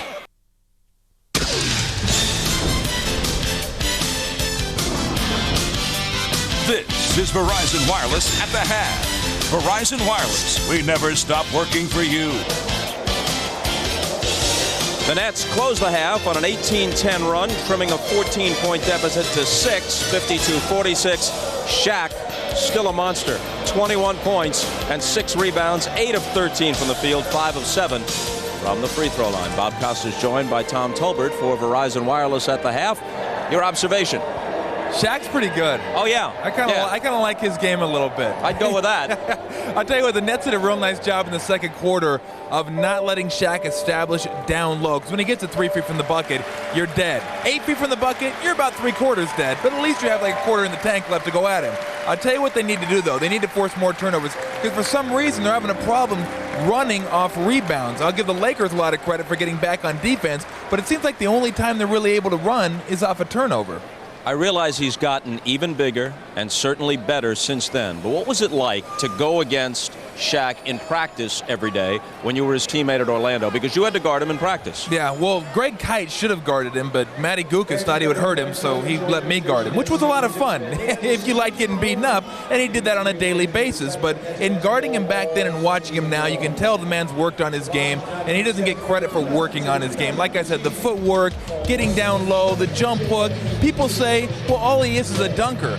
Well, why would you take an 8-foot turnaround jump shot when you can dunk on somebody? He has the repertoire. He just doesn't need to use it all the time. Although we have seen flashes of the whole game during these playoffs. No question about it. All right, thanks, Tom. Now more of my conversation from earlier today with Phil Jackson. Jackson already owns the highest regular season and playoff winning percentages of any head coach in NBA history. If his Lakers finish off the Nets, his teams will have won 24 consecutive playoff series. He'll be 9 for 9 in the finals, and he will tie Red Auerbach's record of 9 NBA titles as a head coach. Even so, Jackson has his critics. The 84-year-old Auerbach, the Celtic patriarch, among them. You know about Red Auerbach. This has been discussed over the last week or so. Here's one of his quotes. Most of your great coaches do some teaching and developing of players. Phil's teams have been ready-made. And you say what in response? Well, I've always run a system, and you have to teach that. And when you teach a system, it takes a lot of training. Individually developing players, I haven't done a lot of that. I'll admit that. Maybe the player that I worked with the most as an individual was when I was an assistant coach and coach in Scottie Pippen. Spent time with him actually physically on the court. But teaching a team how to run an offense, a system offense, really takes a lot of teaching skill. And I think that's a group skill more than an individual skill. And I would agree that there's some truth to that. You said something like this after Red's quotes hit the papers. If you know Red, you'll know why I'm looking forward to tying and then maybe besting his record. Yeah, I mean, Red was a tough guy. I mean, he's a great competitive guy, but, he sat down there in that bench and popped those cigars in his mouth about the middle of the fourth quarter and started smoking those stogies before it was illegal to do that. But that was really in-your-face type of activity. And, he was not one of the most well-liked coaches or general managers in this league, although he's been the greatest general manager. Let's run a triple wave Kobe with the bigs. Are you a good game coach, you think? Maybe not as great off the seat of my pants as some other guys are. I think there's some guys that are really good. I can tell you a story about that. Last year in the playoffs against Philadelphia in the first game, they came out with a tactic. They were up court pressing against us, and my longtime assistant Tex Winter said in my ear, "You got to get on your feet and start coaching. You're getting out coached by Larry Brown." And, of course, we lost that game in overtime, and that was the only one we lost. But the one thing I like is the adjustments from game to game. I think that's really where you make your move, and a lot of that's in visualization and in just anticipation. You've heard this before. Detractors say Phil Jackson is arrogant. Do you think you're arrogant? I'm shy, but I think that kind of comes off as arrogant, I think, at times, because I never have been an outgoing person that's going to glad hand people or go talk to everybody around the room. So I'm more reserved, and I think that when you do have success, then that reserved nature can be viewed as arrogance, and for that I'm guilty, I suppose. And I've tried to do a better job with that.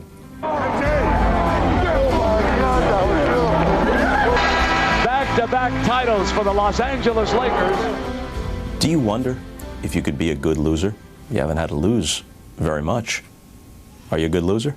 I'm not a good loser. I don't think I'm a terrific loser. I don't know too many guys in this business that are. And when people say, why don't you take a team? Have you ever been interested in taking a team? That was a building project. I tell them, when you have to go through 50 or 60 losses in a season in a building year, when you're winning 20 to 25 games, those losses pile up and they're like weights. And my successor there in Chicago, Tim Floyd, bless his heart, inherited a team without any of its basic character behind it, and went through 3 impossible seasons, and you saw what happened. It just ground him up. and he was used to winning in the college scene. So, it can eat you up, and you got to watch that in this league. What if Jerry West said, when you're done winning titles with the Lakers, we can use you in Memphis. Come on down. We're trying to build something here. Would that have appeal? He actually wrote me a letter and invited me if I ever want to build a championship from scratch or from the beginnings, as he kind of feels about the Memphis team right now, that, take my chances with Memphis. But this is hard work. I've run a really grueling run, and this is tough work getting through the playoffs. And I've had great success at it, and also I can feel its effect in my life. So what I'm getting from all this is that one way or the other, the Lakers are your last coaching stop. Yeah, that's it. This is the one, and hopefully we can push it through to its limits. So Jackson, who turns 57 in September, says he's definitely done coaching by age 60 at the latest. Coming up next, we'll talk with a Lakers fan who's working on Broadway these days. Vanessa Williams joins us live when we come back on Verizon Wireless at the half. With Verizon Wireless, you can talk. Can you hear me now? Good. Or access the web. Good. Across the entire nation. Because now you get unlimited night and weekend minutes to use nationwide on the America's Choice network for just $40 a month. That's the advantage of having the best national wireless network anywhere you go nationwide. Good. Plus, pick up a cool web-ready LG phone. Hurry now, because the offer won't last as long as your minutes. Good. Verizon Wireless. We never stop working for you. WNBA players aren't the only ones winning this summer. Are you kidding me? Watch WNBA games on NBC, ESPN, and ESPN2. Look for the Summer Love code. Then go to WNBA.com and enter the code for your chance to win great prizes. From fabulous trips to Hawaii or Ireland, a $10,000 education savings fund, a home fitness center, trips to WNBA All-Star Weekend, and much more. Tune in for all the great WNBA action and for your chance to win with WNBA Summer Love. Strength, intelligence, strategy.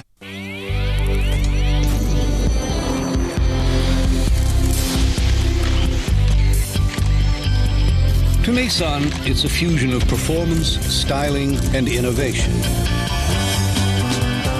To 50 renowned automotive journalists, however, it's an aphrodisiac. Presenting the V6 Nissan Altima, North American Car of the Year.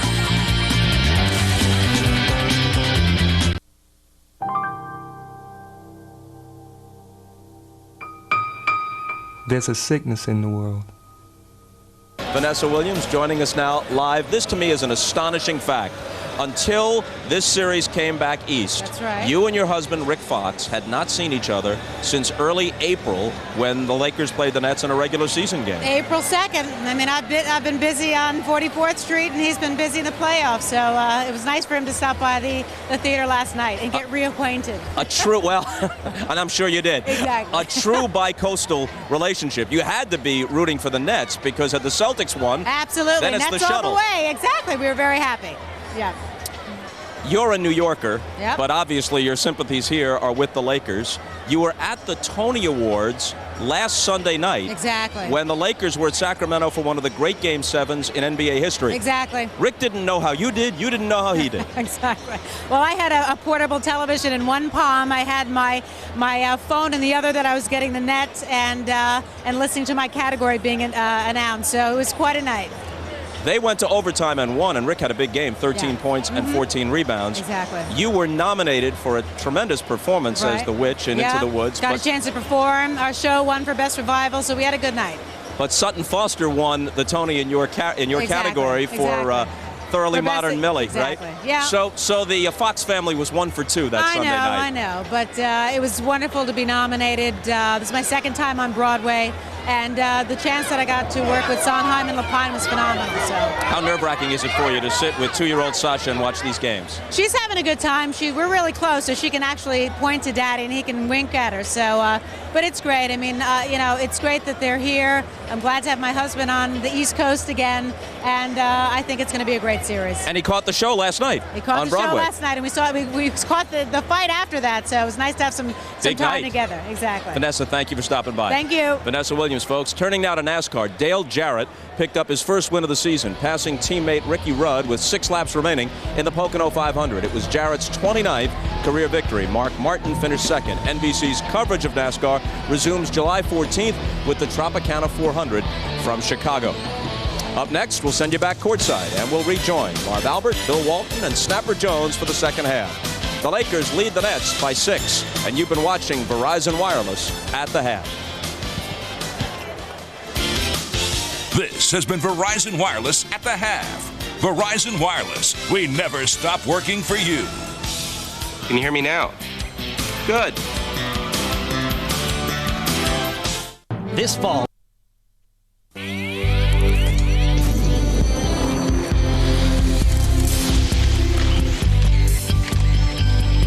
To Nissan, it's a fusion of performance, styling, and innovation. To 50 renowned automotive journalists, however, it's an aphrodisiac. Presenting the V6 Nissan Altima, North American Car of the Year.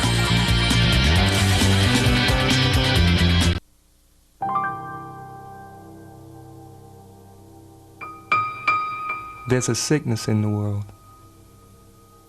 and ugliness, and it's killing us, changing us, poisoning us, turning us against each other. Seems like it's just about everywhere.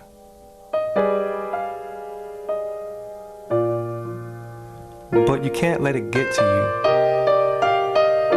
You can't let it win. I won't let it win. That world outside my door is hard. Some people out there don't love me. But I know why I'm here. Hey, Shelly, check this out. Ooh, okay, what is it, Jimmy? The Maryland Treasure Scratch-Off. We can win cash or gift certificates for fun places around the state. Cool. See if you won. Okay. Whoa, concert tickets. Oh! Excellent. With over $6 million in cash and prizes to enjoy all around the state, try Maryland Treasures from the Maryland Lottery and let yourself play. A Baltimore priest admits to allegations of child sexual abuse. The story at 11. Onward phenomenon. Crime and punishment. All right. A real-life Law & Order. He suffocated him, buried him in the woods. A Law & Order with a twist. It's real. What'd he say to you? You're never gonna see your son again. No actors. Oh, there's the hole right there. No scripts. You understand those rights? Sure do. Get him out of here. And remember, everything you see is real. Crime and Punishment. A real-life Law & Order. NBC next Sunday. The Lakers and the Nets headed back onto the court here in New Jersey. Lakers led by as many as 14. The Nets turning it in the second quarter. It's a 52-46 Laker lead as we head to the second half. We'll be back in a moment.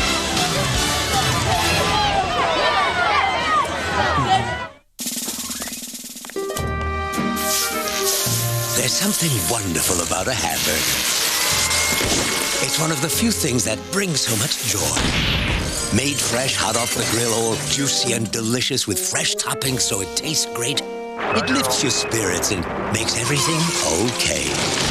That's the kind of hamburger we make. Wendy's Classic Double with cheese. It's better here. And now Wendy's pickup window is open late so you can eat great even late.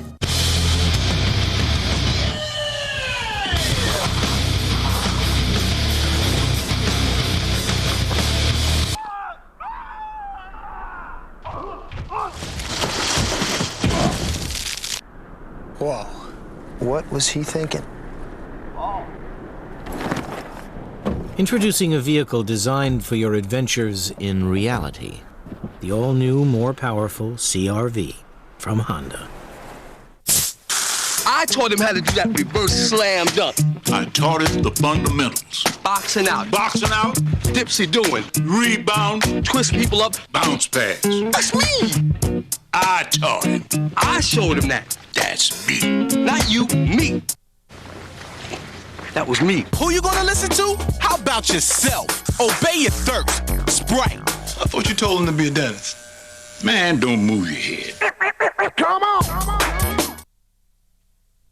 The NBA on NBC is brought to you by Miller Lite. Life is best told in a place called Miller Time. By Adidas, Forever Sport. By Capital One, who asks, what's in your wallet? By Marriott, come out and play this summer. Your Marriott awaits. And by NBA Finals 2002. Love it live.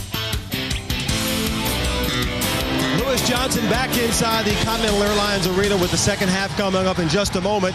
I talked to Byron Scott a few moments ago, and he thought his team stayed more disciplined and they were more focused on the offensive end, but he says defensively they want to try and close out the perimeter shooters of the Lakers here in the second half. Now, one medical note on Keith Van Horn, who was troubled by a problem with his right arch. He told me that arch it's an old problem. It's really sore. He's less than 70%, but obviously he's still available. Now let's check in with Jim Gray. Jim?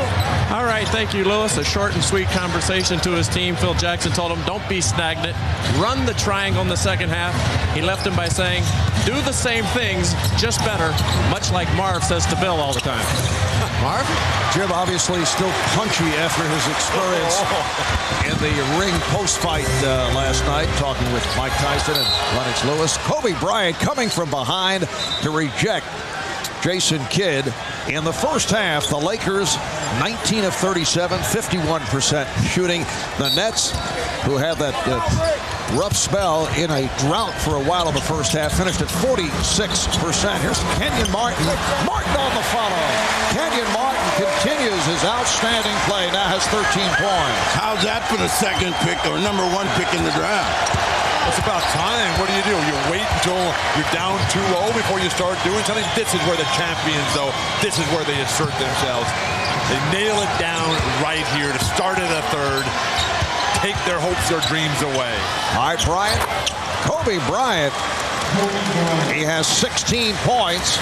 Lakers up by 6. Marv Albert, Bill Walton, Steve Snapper Jones from Continental Airlines Arena for the New Jersey Nets. Their first ever NBA Finals game at home. And a defensive 3-second call. Technical foul will be awarded.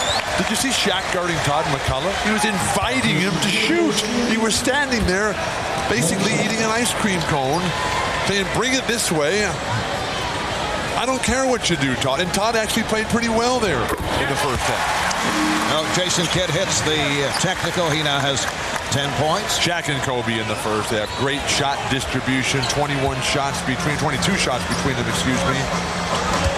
A lot of points. Assists for Kobe. Blocks for Shaq. Those came early. Kittle's on a quick release. Robert Horry playing with the 3 fouls. Lakers back to the starting lineup. Fox, O'Neal, Horry up front. Fisher and Bryant in the backcourt. Offensive foul. It's on Bryant, so that's his second.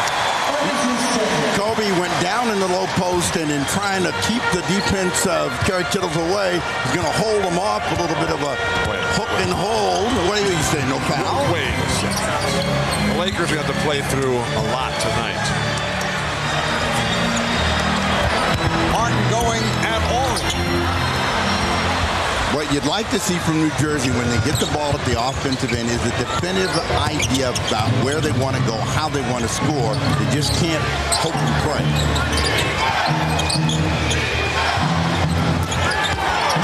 Jack throws back out. Fisher over Kidd. O'Neal. Martin thought he had a potential block timed, did not. He threw 3 guys out of his way and didn't even commit an offensive foul doing it. Guys just flying around. Nice backdoor pass, and Van Horn converts. What vision by Jason Kidd. We see in that play on that cut while Van Horn was still up at the free throw line, sore foot and all. O'Neal, very friendly rim for Shaquille O'Neal, who has 25, and the Lakers lead by 7. In games 1 and 2, the Lakers led by as many as 23. Earlier tonight, they led by 14. Here's McCullough, rejected by O'Neal, kept alive by Fox.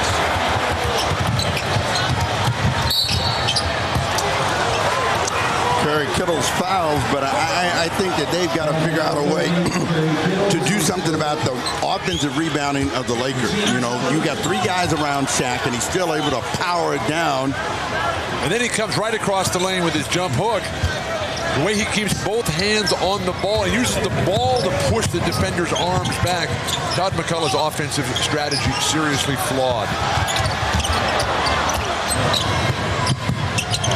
Fox puts the move on Martin, lost his balance. Fox lost it. Big foul. McCullough is hit. No, a traveling violation. Todd was working hard on that play, trying to get into the break, and Kidd was waiting for him. And once he got it, he wasn't able to change direction and fortunate to get the call, but that should have been in his favor. Jason Kidd should have shot that ball. Pump fake to Todd. Derek Fisher was anticipating it the whole way. Here's Fox putting the move on Van Horn. Bryant for 3. Kobe Bryant from downtown. He has 19. The Lakers have opened up a 10-point lead. The same as Game 7. Our pregame meeting with Kobe. So focused, so sharp, so concentrated. Nothing's getting by this guy tonight. Here's Kittles. Nice move. He referred to Game 7 of the series against the Sacramento Kings. Knocked out of bounds, so Kittles, Van Horn, they have got to become more assertive in the second half in the scoring column. Both of those guys are primary scorers for them, and you can't go 10 or 12 minutes with just a hoop shot. And O'Neal is fouled. McCullough picking up number 3. Shaq 5 for 7 from the line. He's hit his last 4. If I'm Phil Jackson, I don't take either Shaq or Kobe out the entire rest of the way. Just keep wearing down New Jersey. Don't give this crowd a chance to get behind its team. Go for the kill right here. The series will be over for Los Angeles. You know, following that intense, draining series against the Kings where the Lakers faced desperation and elimination, they have found themselves here against the Nets. They're playing with much passion. They're role players have elevated their games. Shaq obviously is healthy.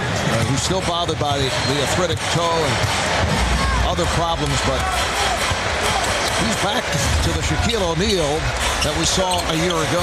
He's made the commitment, Mark, to play through that pain. And it's right there, a careless turnover for New Jersey. But with Shaq playing at this level right now, he has inspired the rest of his guys who are so fatigued, who are mentally drained.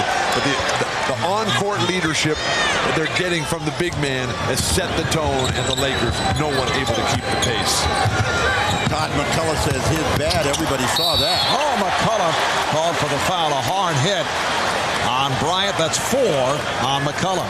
But McCullough on that last possession was indecisive about where he wanted to go with the ball, and then trying to come back, gets a piece of Bryant. So again, starting to lose control of both ends of the floor, and that's the only thing that New Jersey can hope for, is to get control of the game and really crack the confidence of the Lakers. When you look at Kobe, you're looking at a guy that is smiling and saying, you know, you guys don't have a chance. Got it. Kobe Bryant has had a great relationship with New Jersey head coach Byron Scott. It was in his last year with the Lakers when Kobe was just 17 years old, and Scott was very helpful in terms of basketball and also teaching Kobe how to take care of his body.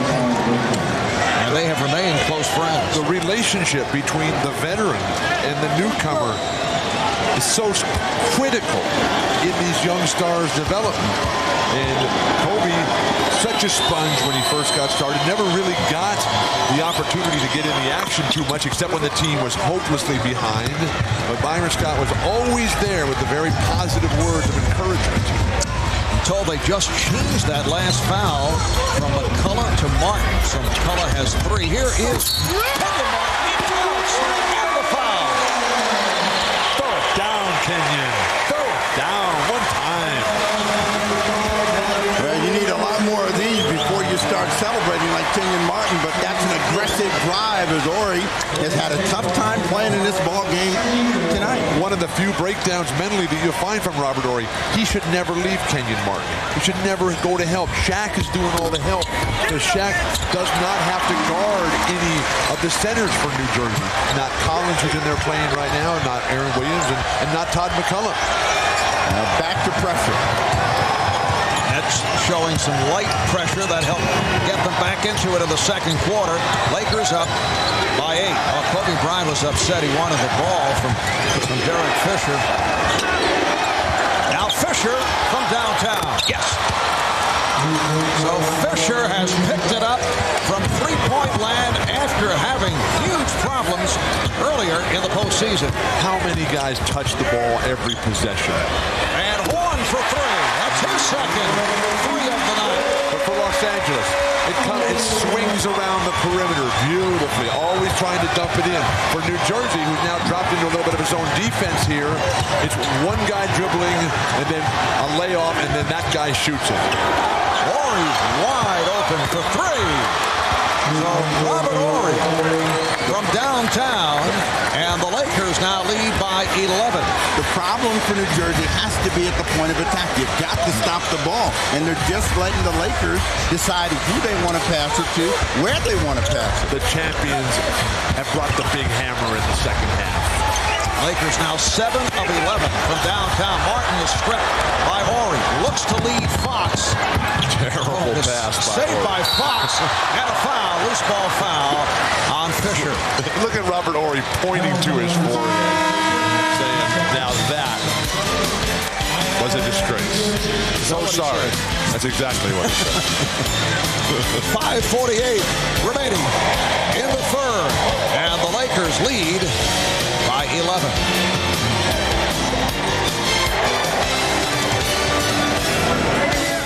The Lakers, the Nets, Game 4, Wednesday, 9 Eastern, 6 Pacific. Crime can be predicted. What's coming? Double homicide. The guilty arrested before the law is broken. I'm placing you under arrest for the future murder of Sarah Marks. The system was never wrong. It is perfect, I agree. Until it came after him. You don't have to run. You don't have to chase me. Tom Cruise in a Steven Spielberg film, Minority Report. You're in a lot of trouble, John. There is no question. Rated PG-13, June 21st, only in theaters. What makes bodies in motion remain in motion? What makes what goes up stay up? And what makes what goes down get back up? Whatever it is, it ain't physics. We have discovered a serious condition. We call it footballitis. Look at this example of footballitis. This man has a crazy leg. It happens to real people. Even while sleeping, the fever still rages. There is no cure, but we are working on an ointment. Hey! Hey! Hey, give me the wallet. Take it easy. To my wallet.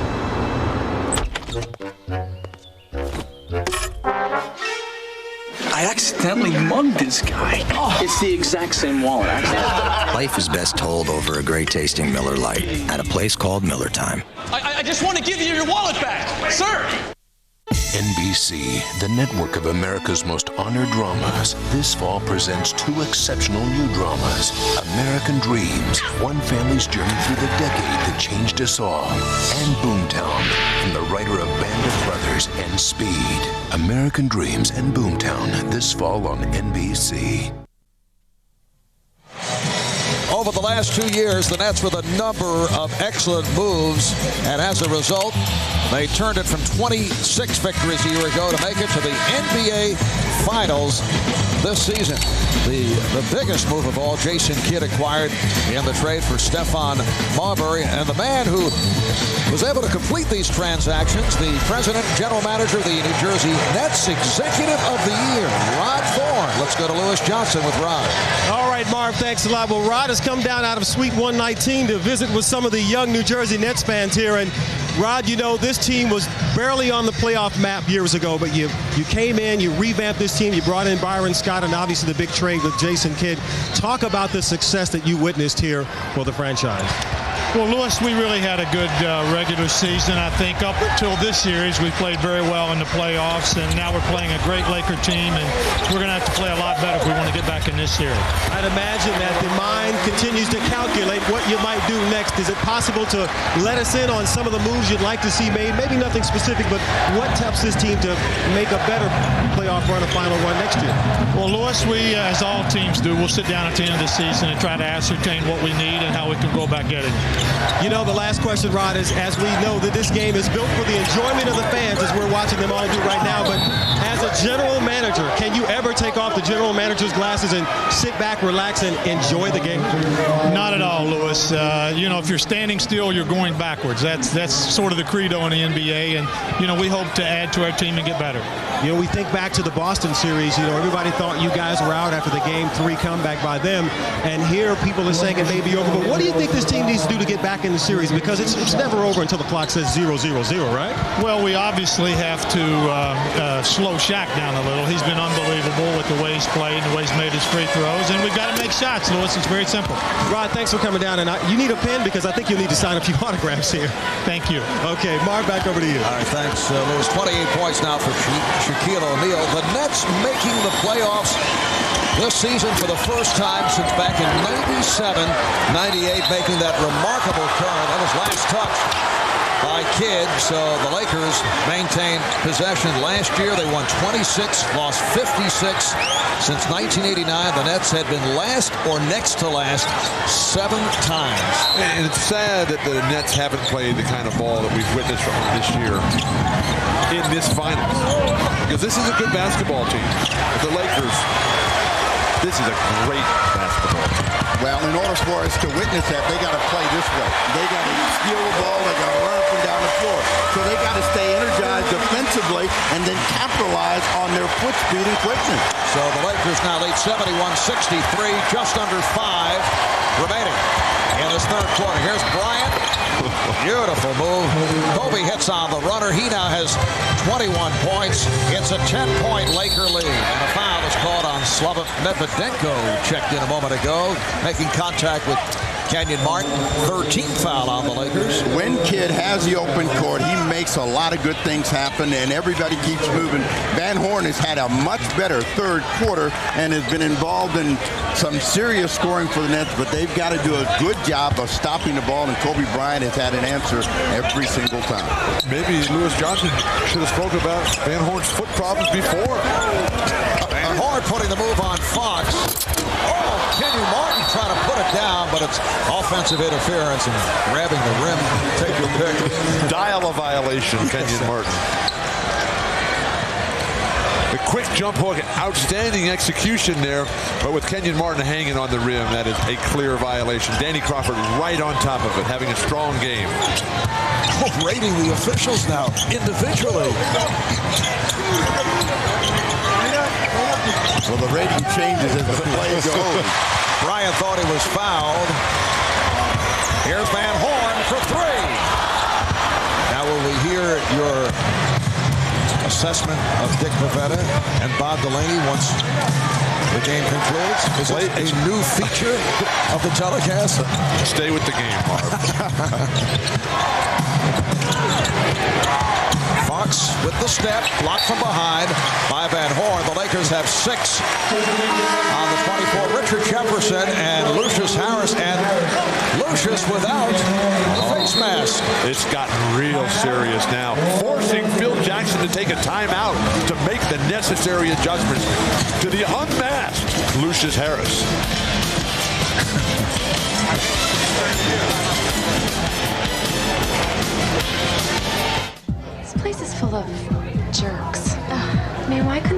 like you, Matt. You're so real, easy to talk to. How come you don't have a girlfriend? I don't know. I'm up for grabs. You're great. Hey, Jake, what's going on, buddy? This is Jenna and Rhonda. Yeah, whatever. I'm going home. Who is your friend? That's Jake. Jake. Behold Mickey D's new grilled chicken flatbread sandwich. Tender chicken, grilled with onions, topped with pepper jack cheese, brings it even to a need. Try the new grilled chicken flatbread sandwich on the new taste menu only at McDonald's. I just want to do it right today. Pick up the Academy Award winner Black Hawk Down with extra special features. Let's go! From Jerry Bruckheimer and Ridley Scott. We're going home! Black Hawk Down. Buy it June 11th on DVD.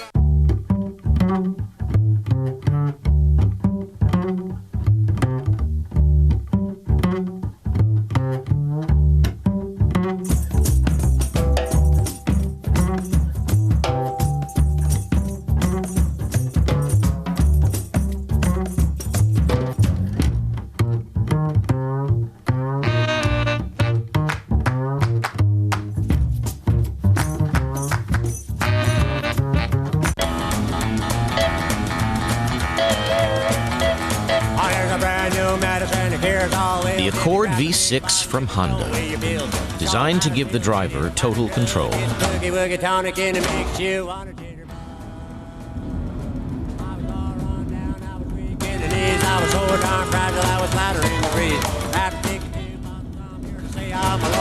At least that was the original idea.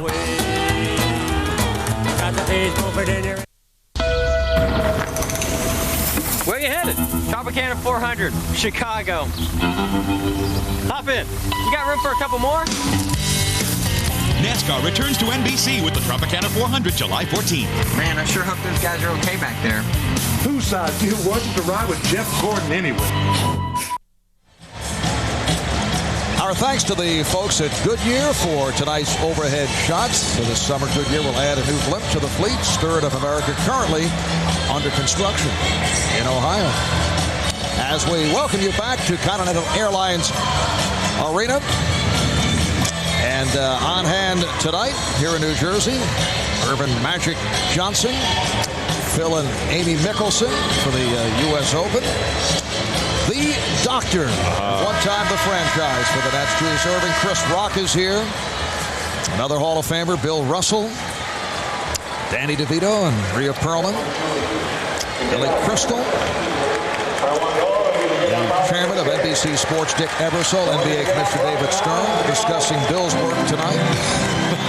And there is the face mask, once worn by Lucius Harris, had the 0 for 9 the other night, 1 for 14 from the field over the first two games. We speculated that it might be time for Lucius, who does not need it, to shed the gear. And apparently he'll give it a shot. Here's Jason Kidd running the floor. All right, here is Harris. I don't recognize Lucius Harris without that face mask. And Jason Kidd. So the Lakers now lead 73-65 as we come up on 3 minutes remaining in the third. If they're going to pressure, they got to go to the ball. Don't let the Lakers walk the thing up the floor, and then they're going to find Shaq, and then the defense is going to react. O'Neal had it knocked away by Martin. And Dan Crawford looking for help from the outside official, Dick Bavetta, who says last touched by Martin. New Jersey should do everything possible right now to take advantage of the mismatch of Kenyon Martin over Slava Medvedenko. 9 on the shot clock. Bryant met by Harris. Shot clock to 5. Kobe. Oh, nice step back move by Kobe Bryant, who nearly landed on the New Jersey bench. This guy is playing at such a high level. Give him the ball and get out of his way. That shot was near impossible. Kobe 9 for 13. He now has 23 points. Martin played by Medvedenko. Shot clock to 5. Jefferson. Yes. Won't count though. It's waved off. There was a foul. Foul committed by Medvedenko. Davydenko. The weave by New Jersey coming off that high screen there, the bump. That's where the play was called. Dick Bavetta right on top of the call. Both teams have 4 team fouls. Here's Kidd, draws the foul. That counts. And gets the call, does Jason Kidd. Well, the Nets are trying to be more aggressive at the offensive end and coming with that motion and that weave. Jason Kidd just decides he's going to go on his own, and he's thinking foul all the way. You can see him lean and try to adjust. That was your favorite shot. That's a tough shot. Moving to your right after 6 dribbles and then pulling up. I didn't say anything about the dribbles. Don't get carried away. I was talking about the bank. Kidd has 15 points, 5 assists. It's a 7-point Los Angeles lead. O'Neal getting position on Collins. A power move by Shaquille O'Neal. That's 30 for Shaq. Well, it's 9 and 10 in the quarter for Shaq and Kobe respectively, and every time the Nets make a run, those 2 guys change it. Oh, Kidd with the step. Well, he saw Shaq moving in his direction and was able to get it off and get the rim. And finally, for the first time in the series, both teams playing well at the same time. Who can keep it going? O'Neal now being surrounded. Shot clock down to 6. Fisher. And he is fouled by Martin, who was looking for a jump ball. Derek Fisher realized he was up against the shot clock. He just told everybody, get out of the way, I'm coming to the hoop. But that is what has gotten New Jersey in trouble, not being able to keep that guy under control. Whoever he is at the point of attack with the ball, as Byron Scott is praying, hey, give me a break. I need something tonight. You understand we're down 2-0? You make your breaks in this life, Steve. Martin picked up his 3rd. Derek Fisher, usually a superb free throw shooter, now 1 for 3 at the line. Coming to NBC this summer, Natasha Henstridge stars in the new action drama She Spies, premiering Saturday, July 20th on NBC. Robert Horry's been sitting for a long time. Phil Jackson now comes with Devin George. George played 11 minutes in the first half and did some good stuff defensively. Martin off the recovery, goes at Shaq. We discussed earlier the strategy on the part of the Nets has been to go at Shaquille O'Neal, something we did not see over the first 2 games. Although Shaq is not picking up fouls, he has only 1, and that was early on. It's a 6-point lead for the Lakers as we approach 1 minute left in the 3rd. Here's Fisher. Perhaps too much one-on-one from Derek Fisher.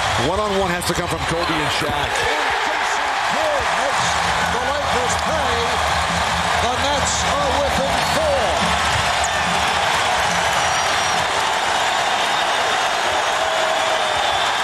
They're on their feet at Continental Airlines Arena, and the Nets will get it back. 3-second violation of the Lakers.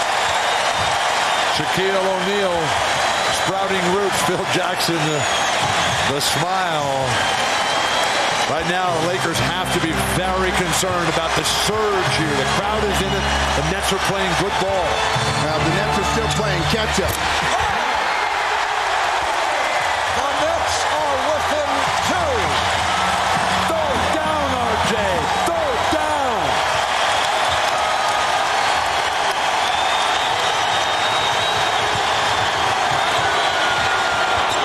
O'Neal double teamed. Shot clock down to 7. George off the fake. 10 seconds left in the 3rd. And the Nets look to set up. Martin. The game is tied at 78. Martin fires. Off the front rim.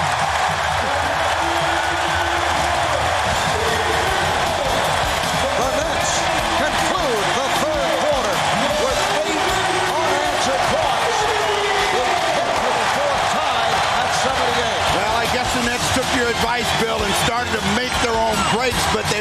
aggressive in attacking the basket. Jason Kidd led him in the quarter, but that was an early offensive play. And whenever they have come quickly, good things have happened for them.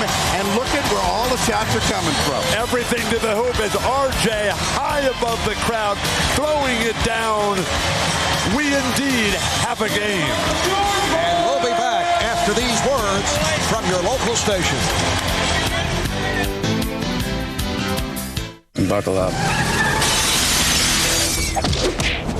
The Bourne Identity is the best spy thriller in years. You've got a Black Ops agent who's off the reservation. We can't stay here. It's not safe. With a mind-blowing car chase that rivals The French Connection. On June 14th, danger is born. The Bourne Identity, rated PG-13, at theaters Friday. Reading is fun. Books are cool too. I will read a book daily to learn something new. I will learn different words and I will listen in school. Teachers read stories and share reading rules. I will practice my skills in every way. Reading is something I will do every day. Reading offers great adventures to me. Reading will help me be the best I can be. Spy TV's back with all new hidden camera action, NBC Tuesdays. I think it's the word warehouse in our name that makes some people feel that our quality can't be up to par. But the fact is, the suits we carry are made with the same attention to detail as those that others sell for hundreds more. But because we sell so many, we can sell them for hundreds less. To our customers, we're like a small men's boutique. And it's only when they see the price that the word warehouse makes sense. Men's Warehouse. You're going to like the way you look. I guarantee it. What's wrong, Jim? I think I've grown a second evil head. Oh, I'm sorry. What if we go get a refreshing Mike's Hard Iced Tea? Would that help? I didn't know Mike's made a hard iced tea. You bet they do. A hard day calls for a hard iced tea. Make it Mike's. Lemon clear malt beverage. Live, local, late breaking all weekend long. WBAL TV 11 News. This copyrighted telecast of the National Basketball Association is intended solely for the entertainment of our audience. And any retransmission, reproduction, rebroadcast, or other dissemination or use of this telecast, or of the pictures, descriptions, or accounts of this game without the express written consent of the National Basketball Association is prohibited. Same type of energy. Okay, the same type of energy. Make sure we continue to communicate on the defensive end and rebound the ball, and let's keep this place up. Okay, let's go. Yes, energy, the key word from Nets head coach Byron Scott. That's something the Nets lacked the first two games of this series. The Nets ending the third quarter with 8 unanswered points. They've hit their last 7 shots. Lakers and Nets tied it at 78 as this fourth quarter is about to get underway. And the bulletin is they're shooting the ball better than the Lakers. 53% for the New Jersey Nets. They have finally gotten out of the frigid freezer. The Lakers led 70-61 with 5.5 to go in the third. They took Robert Horry out, and things have fallen apart. Horry has been reinserted to establish order. Here's Kidd providing a 2-point lead. So the Nets have now hit their last 8 shots. The last time the Nets led was back in the first quarter. They're up 14-13. Bryant. His third personal. And this scene that we're witnessing right now is what the Nets loyalists have lived for all those years.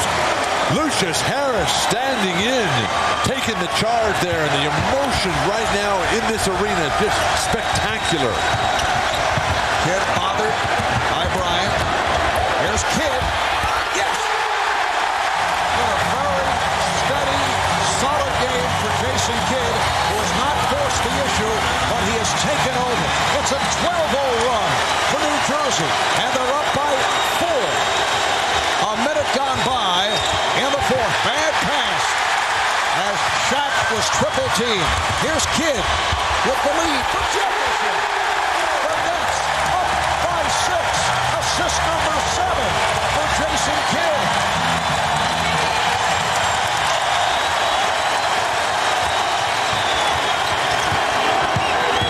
Bryant is fouled by Williams. And finally, the crowd can exhale, but it's been led by Jason Kidd. Remember Mike Bibby and his ability to shoot over Shaq. Kidd playing under control today, teardrop, jump shots, everything happening in this stretch to make it happen for the fans who have been on their feet since the break. This is net basketball. This is what we thought we were going to get for the entire series. Well, that stops the 14-0 run. The Nets have hit their last 10 shots. The Nets, until tonight, have not been allowed to get into what has been a very successful offense, the motion offense, and they have not been able to run until this evening. You have to have great point guard play if you're going to be successful against Los Angeles. Mike Bibby proved that in the Sacramento series. Jason Kidd tonight, for the first time, is playing his game. But that's also energized their defense, too. Here's Harris. That's up by 4. A minute and a half gone by in the fourth. Kidd looking to help out on O'Neal. Open shot for Shaw. Whoa.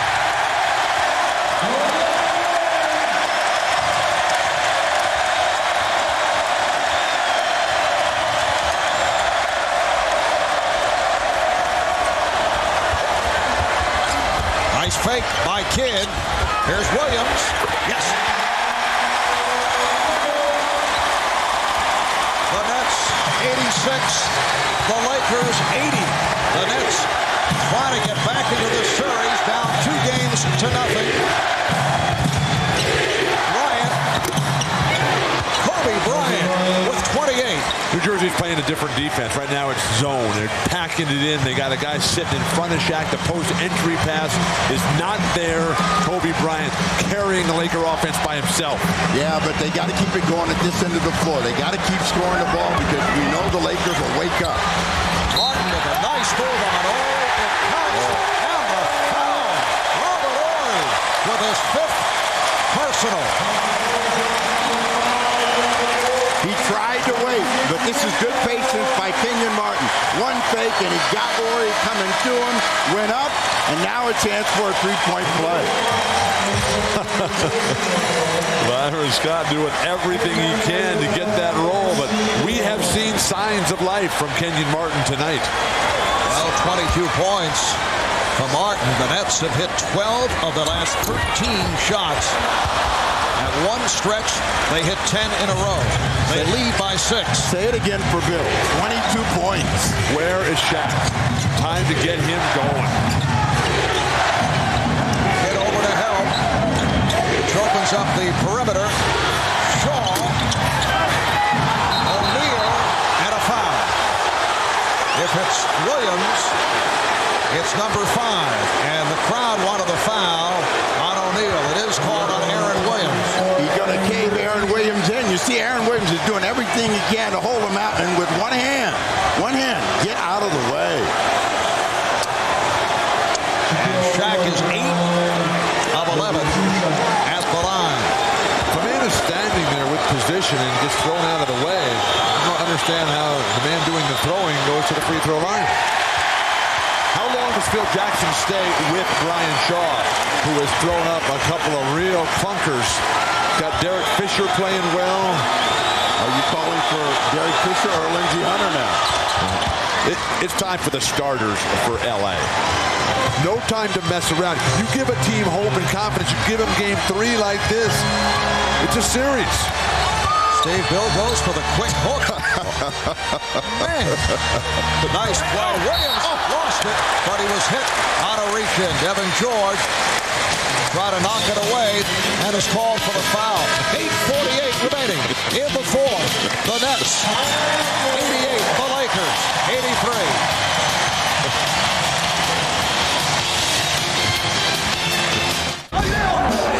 A gorgeous shot by Jason Kidd.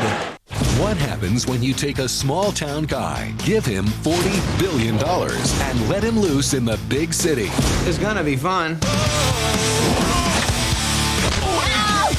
On June 28th, Give it a whack. Didn't feel that. Isn't that awesome? High Society has a whole new attitude. Oh, you're sick! You're sick! Why would you do that to me? I'm just kidding you, pal. Mr. Deeds, rated PG-13. In theaters everywhere June 28th. See, it's cool. Come on, let's go.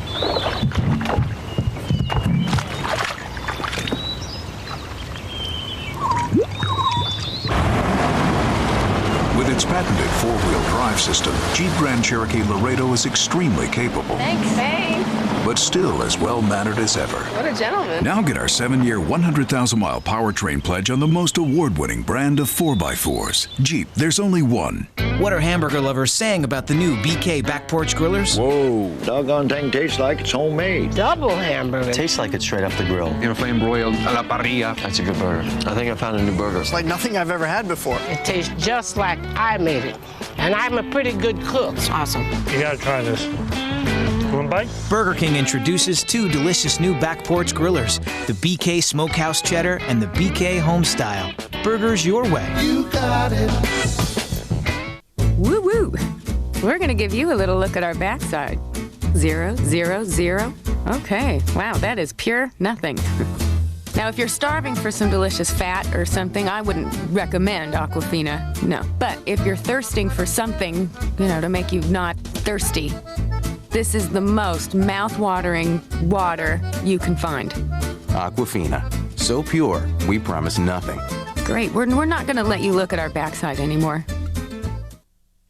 The NBA on NBC is brought to you by Jeep Grand Cherokee with legendary off-road capability. By Bud Light, for the great taste that won't fill you up and never let you down. Make it a Bud Light. By Mr. Deeds, starring Adam Sandler, in theaters everywhere June 28th. And by Discover Card. It pays to discover. The argument for Jason Kidd for all of the fans here in New Jersey for being the most valuable player on display here in the second half. A terrific offensive second half for him, but that has not been the story of New Jersey's surge to the league. It has been the passing of Jason Kidd, and through his eyes, you're going to see what he sees. People moving without the basketball, the results are easy scoring opportunities, and when you're moving, Kidd will find you. When you're playing with someone like Jason Kidd, just never stop. You'll have so many throwdown opportunities. As Richard Jefferson discovers, just a rookie, comes in, plays with Jason Kidd and says, yeah, if I keep running, keep my eyes up, and always think along the lines that Jason Kidd's trying to make me the star, great things are going to happen for our team. The guy at the free throw line, Aaron Williams, had a couple of great playoff series. That last jumper may have got him going because he was nowhere in the building in Los Angeles. Aaron Williams, 70% free throw shooter. On the subject of shooting, the Nets 19 for 27, 70% from the field in the second half. At one stretch, they hit 12 of 13. They hit 10 in a row. They now lead by 7 after trailing by as many as 14, trying to get back into the series.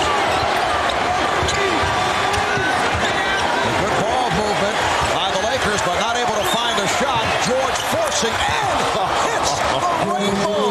Devin George with the shot clock running down. And they did everything right. Kobe was running to the ball to bail him out, and George said, forget it. Said all year long the way to beat the Lakers is on offense, and right now New Jersey's playing some offense. As Kenyon Martin showing why at one point he was the #1 pick in this entire league. 24 for Martin, and the Nets lead by 7. 4 minutes gone by, and the fourth. There's Bryant. Beautiful move by Bryant, whipping by Kidd. But to see the domination on that last graphic of New Jersey killing the Lakers points in the paint. That is a remarkable turnaround. The home cooking very favorable for New Jersey. So Kobe now has 30 and O'Neal has 31. Remember, we were talking with Brian Scott before the start of the series. So Byron Scott before the start of the series, he said we have to hold these guys to a total of 55 points, and then we have an excellent opportunity to win.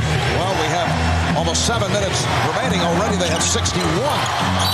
And a foul on Williams, so that is number 6. And that's a big loss because he's found his game here in the closing moments of Game 3. They come in with Jason Collins. Todd McCullough will not get a look here if Byron Scott can have his way. An aggressive Shaq, and you see him lead with that off arm as both hands are on the ball, so it makes it look like when he deals out that little pork chop that he is being hit. And Aaron Williams now in the NBA record book for something he would prefer not being in the record book for. He played 7 minutes, committed to 6 fouls. That is the fewest minutes played to pick up 6 fouls. The previous record, Bob Harrison of the old Minneapolis Lakers against the Knicks in 52, played 9 minutes and was disqualified with 6 fouls. Shaq misses on both. So the Nets with a 92-87 lead. 5 minutes gone by in this fourth quarter. That ball has to keep moving and they have to keep scoring. The Lakers are a team that can play from the rear. Nice play by Fox to break it up. And Lucius Harris comes up with a steal. Kidd somehow getting it to Harris, and a foul is called. For the Lakers, their third team foul.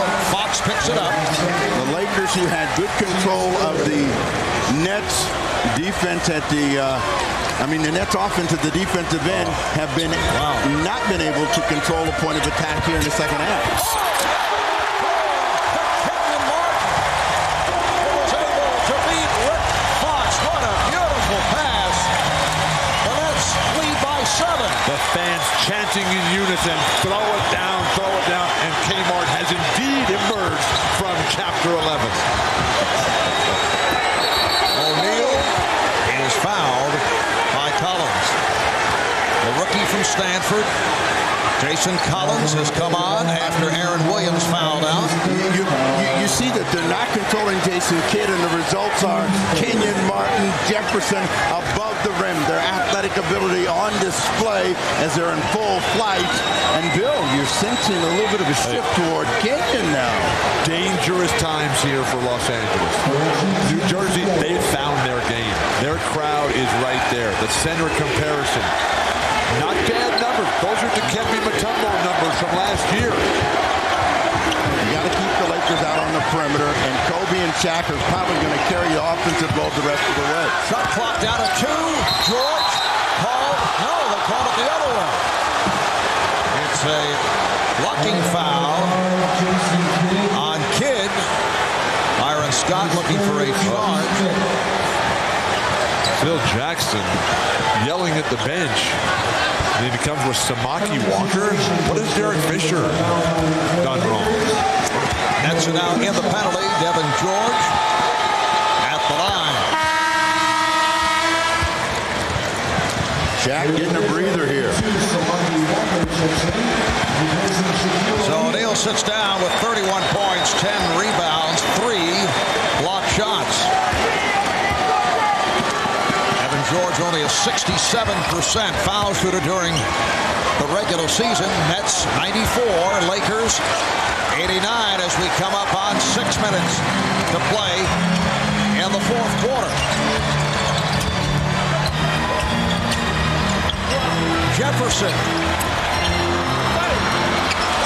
Fans expecting the Nets to score every time, but they got about 2 minutes to bust this game open while Shaq is on the bench. Phil Jackson taking a huge gamble. Bryant. Rare miss for Kobe in the second half.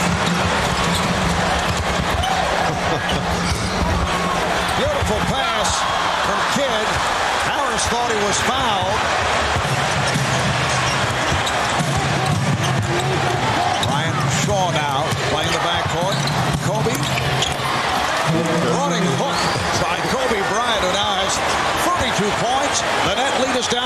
three. Kobe Bryant has just taken this game over by himself, forcing Byron Scott to take a timeout. Phil Jackson's gamble pays off as Kobe Bryant just comes right in, the little elbow to the face of Jason Kidd, gives himself the opportunity. The Lakers cut it to three. Are the Nets going to be able to respond?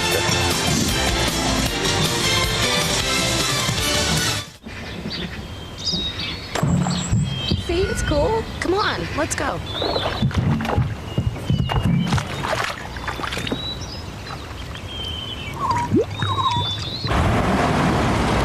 With its patented four-wheel drive system, Jeep Grand Cherokee Laredo is extremely capable. Thanks. But still as well-mannered as ever. What a gentleman. Now get our 7-year, 100,000-mile powertrain pledge on the most award-winning brand of 4x4s. Jeep, there's only one. I'm looking at your portfolio right now. You gotta buy. Yes, time for picking, time for buying. Do a super strong buy. I think you should buy. I think you should buy it. It's a buy. Buy it. Just buy. It's a no-brainer. I'd sell. Did I say sell? No, I meant buy, yes! There's never been a better time for Schwab Equity Ratings, a way to help you decide what to sell as well as buy. A through F ratings on 3,000 stocks, not influenced by investment banking. To learn more, call 1-800-9-SCHWAB. What about all the good loving you was getting up in here? I packed it. When things got ugly, Jamal, you're out. for the league's top star, Jamal is suspended. he discovered basketball I'm here! can be a beautiful thing. No one's gonna believe you're a woman. He really likes you, girl. Country got you crazy. Oh, 10, 3, 5, 7. Joanna Matt. How about look here? I ain't giving you no little guy. Rated PG-13. Starts June 21st. Wow. That is so cool. Can he do it again? Sure. Go get one, boy. Okay, so where does he get him? Yeah. I don't know. Get down!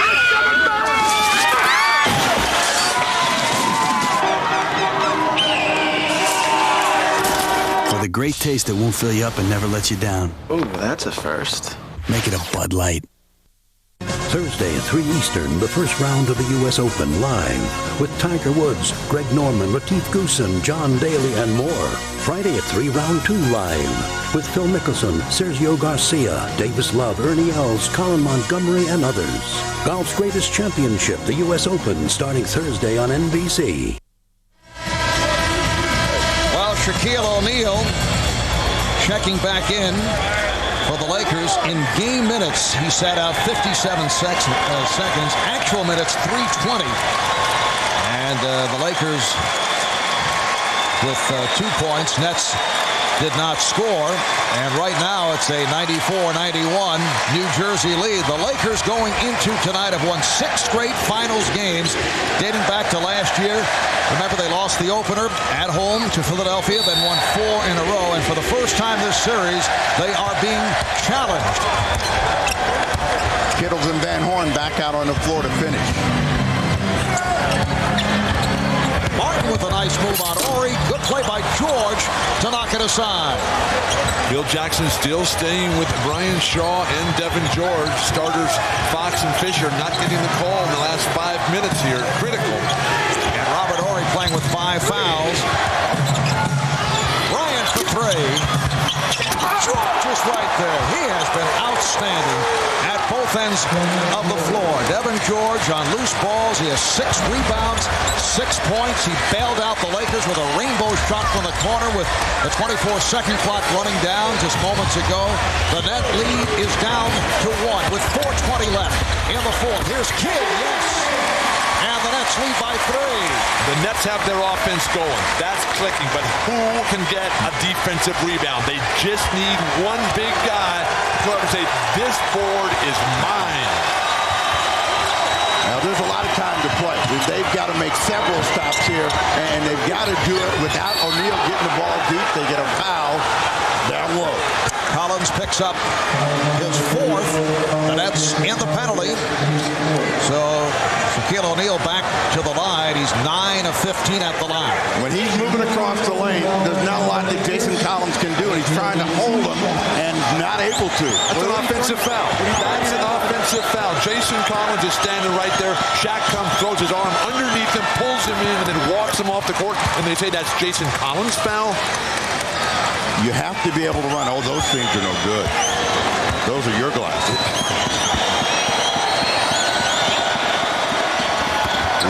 Shaq hits both to bring the Lakers within one. Jason Kidd has been the spark in the second half for the Nets. He's hit 7 of 8 from the field. He has 9 assists in all. Here's Kenyon Martin working on Robert Horry. Rebounded by Shaquille O'Neal. Out of 3:40 to go in the fourth. And the Nets looking to hold on to this 1-point lead. You know, the Lakers have been in a lot of these games. They know how to close out opponents. They know how to break their hearts. Bryant to the fadeaway. Kittle's able to handle that rebound, and Kidd wants to run the floor. He pulls it up for 3. Rebounded by George. I don't think you can home run the Lakers. You got to grind them out now. You got the lead. Keep moving, keep cutting, and try to get to the high percentage shot and the free throw line. From downtown. How many times have we seen Robert Horry come up with a clutch shot from beyond that 3-point line? The Lakers now lead 98-96. And that's only his second basket of the game. He's got 6 points here, all of them on 3-pointers. Kidd met by O'Neal, and Horn had the shot deflected. Coming up on 2.5 remaining in the fourth quarter. This is a big stop for the Nets right here. They got to make the Lakers miss and control the board. Lakers in the midst of an 11-2 run. Bryant played on a switch by Martin. Shot clock down to 1. Bryant, yes! Kobe Bryant with the shot clock at 1 is able to drill it. And the Lakers showing poise and confidence have taken a 100-96 lead. And against the Lakers, who play so well from behind, you have to continue to keep offensive pressure on them. Watch the defense of Kenyon Martin. Watch where his hand goes as Kobe lets this go. Right in his face. Watch that hand.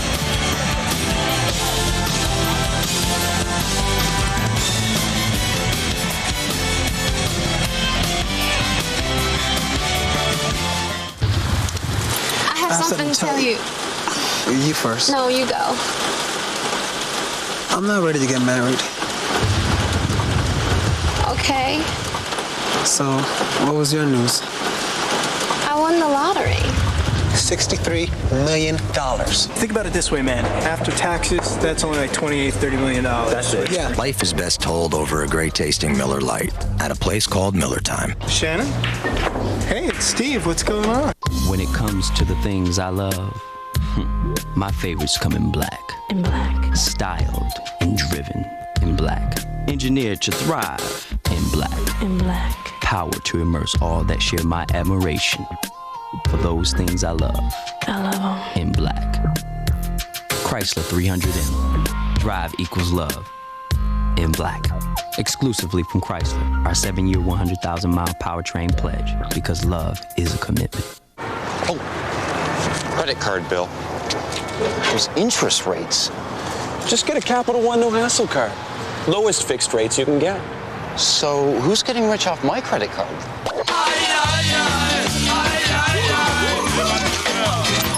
Someone living large off your interest payments? Get a Capital One no-hassle card. It's got the nation's lowest long-term fixed rates, no balance transfer fees, and no telemarketing.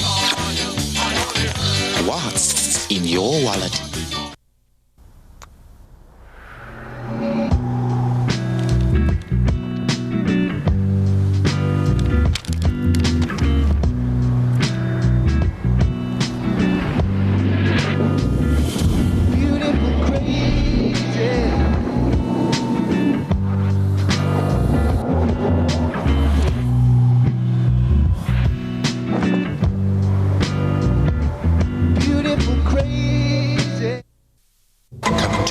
Sundays, Crime and Punishment, a real-life Law & Order. There's no such thing as a perfect crime. Real cops, real lawyers. I hope you're angry. I hope you're outraged. Everything is real, even him. Crime and Punishment, a real-life Law & Order. NBC next Sunday. All right, now, get some stops. They're running the sucker right down your throat. Stop right here. 1, 2, 3, At the timeout taken by the Lakers several minutes ago, then the Lakers went on a 13-2 run. This one of the key shots, a three-pointer by Robert Horry, as the Lakers were able to come from behind. And then just a moment ago, during the timeout, we'll listen in on Kobe Bryant and his teammates. The big shot here by Kobe with 1 on the shot clock. Hey, fellas, we're battle tested. We battle tested, baby. We know what we got to do. Kobe Bryant delivering. Don't discount the contributions of Devin George, who's just been outstanding. His throwdown dunk was a big lift when it looks like the Lakers were on the brink. The Nets led 94-87 with 6:40 remaining. In this fourth quarter, a 13-2 run by the Lakers has provided a 4-point lead. Here's Kidd. Yes, Jason Kidd continues to sparkle. 27 points along with 9 assists. The Nets down by 2 with 1:45 remaining in the fourth. The Nets trying to get back into this series. Down 2-0. Lakers trying to make it 3-0. Bryant. 3 Lakers back. Kidd picked up by Shaw. Kidd. And Horry able to field it. The problem is when he does that, nobody else knows his shot's coming up, so they don't get a chance to get a second opportunity. And against the Lakers, you got to be true to the mark. Come to Shaq right now, quickly. Horry trying to get it to Shaq. 5 on the shot clock. Out of 3. O'Neal going glass with 1 on the 24. 102-98. Just under 1 minute remaining in the fourth quarter. Kidd with the step. Kidd rejected by O'Neal. And the save by George. Shaquille O'Neal with his 4th block shot. And a foul on Van Horn with 42 seconds to go. Shaquille O'Neal still on the floor, indicating that he's all right. Trying to find out if that hand is in one piece. Phil Jackson was up off the bench. He realized that that defensive stop was the difference between an easy championship and one that's going to be a lot harder. But this block and Shaq keeping it inbounds. Devin George once again feeding off the brilliant play of Shaq, keeping this ball inbound, and Shaq's very tough landing. Basketball world can only hope that he's all right. Shaq telling the bench that he is okay and that he wanted to stay on the floor. Kobe is now 6 of 8 from the line. That is an incredible block. Shades of Bill Russell, who is here in attendance tonight, keeping it in bounds. If there's a miss, the Nets got to have this one. Well, Kobe Bryant misses on both. And the Nets take a timeout with 41.6 remaining in the fourth quarter. The Lakers 102, the Nets 98. We'll be back at Continental Airlines Arena in a moment. Dave Logan is single. He goes on many dates. What is it that you do? I'm a lawyer. I hate lawyers. And he uses his Discover card. Check, please. So far, he's built up a cashback bonus award of over $160. You're kind of boring. Check, please. Where do you think this thing's going between us? Because you know my clock's kind of ticking. Check, please. It's money he'll use for an engagement ring someday. So, what do you do for a living? Maybe someday soon. I'm a lawyer. Discover Card's new cashback bonus program. Really? Where you get paid for the things you buy anyway. You cannot do it by yourself. You need to tap into the power of the club. The new Chrysler Town & Country Touring Edition comes equipped with a rear seat DVD player and built-in cooler console. So now, going out isn't nearly as exciting as staying in. What are you doing? Nothing. Chrysler Town & Country, the ultimate minivan. You need the power of the club. Exclusively from Chrysler. Our 7-year, 100,000-mile powertrain pledge, because love is a commitment. Okay, kids, here's today's magic stock. We've got big incentives on this one, so get on the phones. We got a lot of stock to move.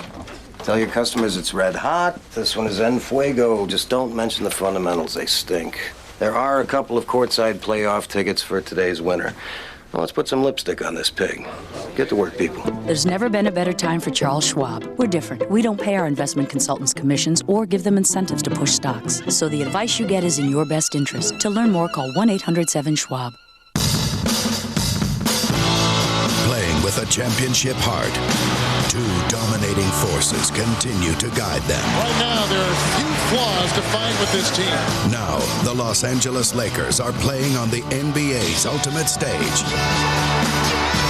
in search of a third straight title and a new dynasty. The Lakers versus the Nets, Wednesday on NBC. NBC Mondays. Strength, intelligence, strategy. 3 games in 1. A new show that combines brains, brawn, and backstabbing. It's time to choose the loser. From the producers of Fear Factor, the next generation in reality TV. Dog Eat Dog. NBC 1 week from Monday. Jim Gray back in New Jersey as Jason Kidd drove the lane. Shaquille O'Neal went up. He got tangled up, went down hard. According to Gary Vitti, the Laker trainer, he has injured his right pinky, and his right hand has gone a little bit numb. Now, of course, you're going to remember he injured his index finger a couple of weeks ago in the playoffs. There you see him put it in his mouth, maybe trying to kiss it to make it feel better. He also hurt his right wrist earlier in the season. He's going to continue in the game, and they'll look at it afterwards. Marv? All right, thanks, Jim. Lakers still have a foul to give. They have 2 full timeouts and a 20. The Nets have 1 timeout left. The Nets are able to advance the ball after that timeout a moment ago. The Nets have found their offense. They're shooting 53% on the night, but they forgot to rebound the ball. They've been pounded. -15, the Nets down to the Lakers, and they're not getting anything done on the offensive glass. Only 3 offensive rebounds for New Jersey. A strong point, if there was one, for them in the games in Los Angeles. Well, none of that matters. Right now, they got to be decisive and clear-cut in the play that they want to run and how they want to run it. And they got Kenyon Martin, who's had great success against Robert Ory. Down to 36 seconds. And Horn, yes! It's a 2-pointer. The scoreboard flashing. That is a 3, but they'll have to make the correction. Timeout called by the Lakers. 34.1 remaining in this 4th quarter. Well, Keith Van Horn answered the bell. He wanted to play in the 4th, and he's here tonight. Drops in a big shot. He thought it was 3. Everybody in the building did, but you can see his feet are clearly on the line.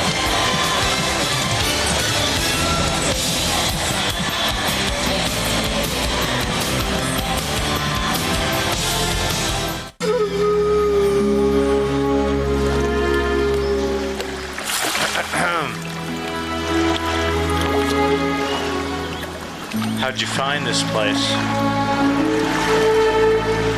Yahoo. Wait. What? How did you learn how to talk?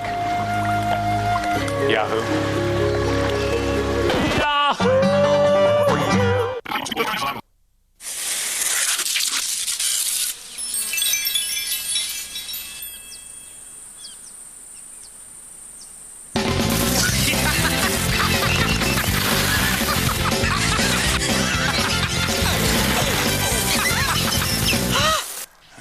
Can't resist playing around with stuff? Well, at Best Buy, you can play around with anything you want. Actually, we encourage it. Best Buy. Go ahead, turn on the fun. During this timeout, Byron Scott and his staff discussing, I would think, whether they should foul Shaquille O'Neal. It's a 2-point game. Shaq, 11 of 17 from the line, but only 3 of his last 7. You know, and he has the bad right hand. The pinky is a little numb. But I think the guy that you ought to consider fouling, if he's still out there, Devin George, but I think he's down. Or do you play it out? 34 seconds remaining, 8-second differential between the shot clock and the game clock. I think you play it out on defense. 10 seconds is plenty of time. Devin George has been taken out. Derek Fisher is now in the ballgame. They are playing it out. O'Neal, guarded by Collins. Bryant double team. Kittle's trying to steal. Bryant, yes!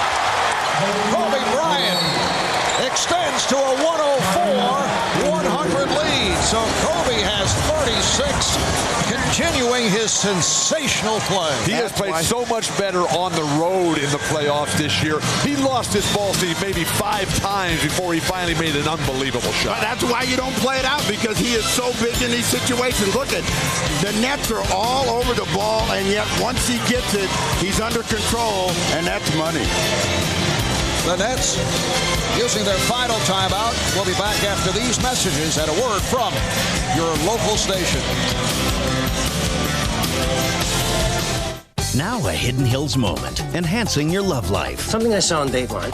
Hormones. It's supposed to make a woman more aroused. Sounds good. What's the problem? Hi, honey. Let's go upstairs. I'm feeling tingly. Apparently there's a drawback or two. Hidden Hills, Tuesdays this fall on NBC. Mwah. Heaven. No, I don't think so, kid. Wait, I wasn't bad. That wasn't the problem. You were boring, taking up space. You should have gotten the new Hyundai Tiburon. Nice, huh? It's got 6-speed transmission, V6 power, and the Freedom of America's Best warranty plan. Can I drive? This is hell, kid. You get the minivan.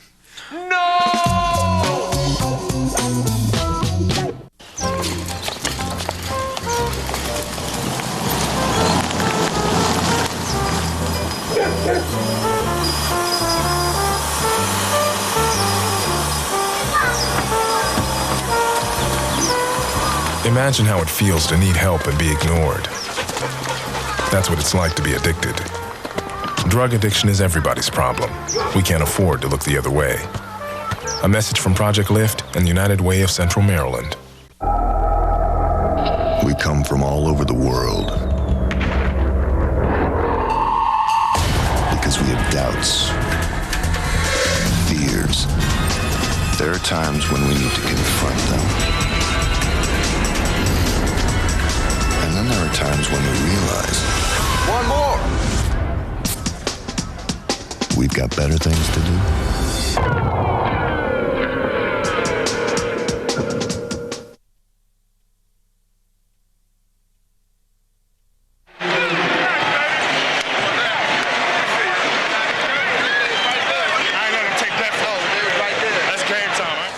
Well, Kobe Bryant saying, I'm not going to let them take that from me. It's game time. He thought he was fouled on this.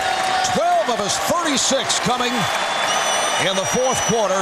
What a move by Kobe Bryant against Jason Kidd. He's just too good, Marv, but with Kerry Kittles appeared to have a chance on that ball, and when he was standing outside and reaching, that allowed Kobe, who was not going to give up on that play no matter what, or give it to anybody else, to successfully complete it.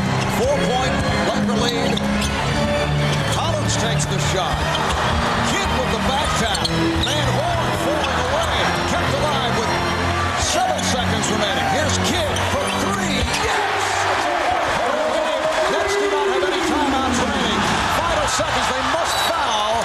Van Horn grabbing Fox with 3.5 to go. Surprise, Fox held on to that ball. The Lakers were in motion and guys were flying up court. You just keep the ball moving and they can't catch you to foul. One more pass, and Jason Kidd, a big item here in the second half, gives them one more chance to maybe pull it out. They need a miracle right now. No free throws for the Lakers. Rick Fox at 82% free throw they're shooter. going to shoot them now. Yeah. On the line for the first time, the Lakers do have a foul to give. Just 3.5 remaining. Nets do not have any timeouts. A 1-point Laker lead.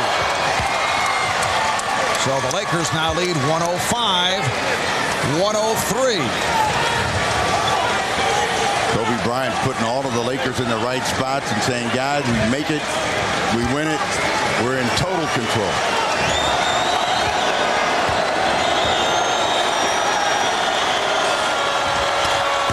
Fox hits on both. 3-point lead. Kidd, they didn't realize they had the foul again. Kidd gets it off. And the Lakers have defeated the Nets. 106-103. A heartbreaking loss for the Nets, for the Lakers. Another illustration of how well they face the pressure, in particular on the road in the postseason.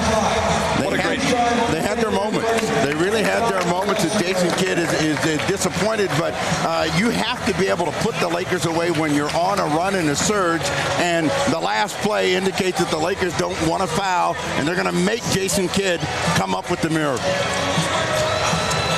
I definitely would have fouled there. This is too good of a look to go to overtime. You have a foul to give. You take a foul anyway. They can only get 2 points on free throws. That's a real lucky break for Los Angeles. Jason Kidd leads the way for the Nets, 30 points, 10 assists.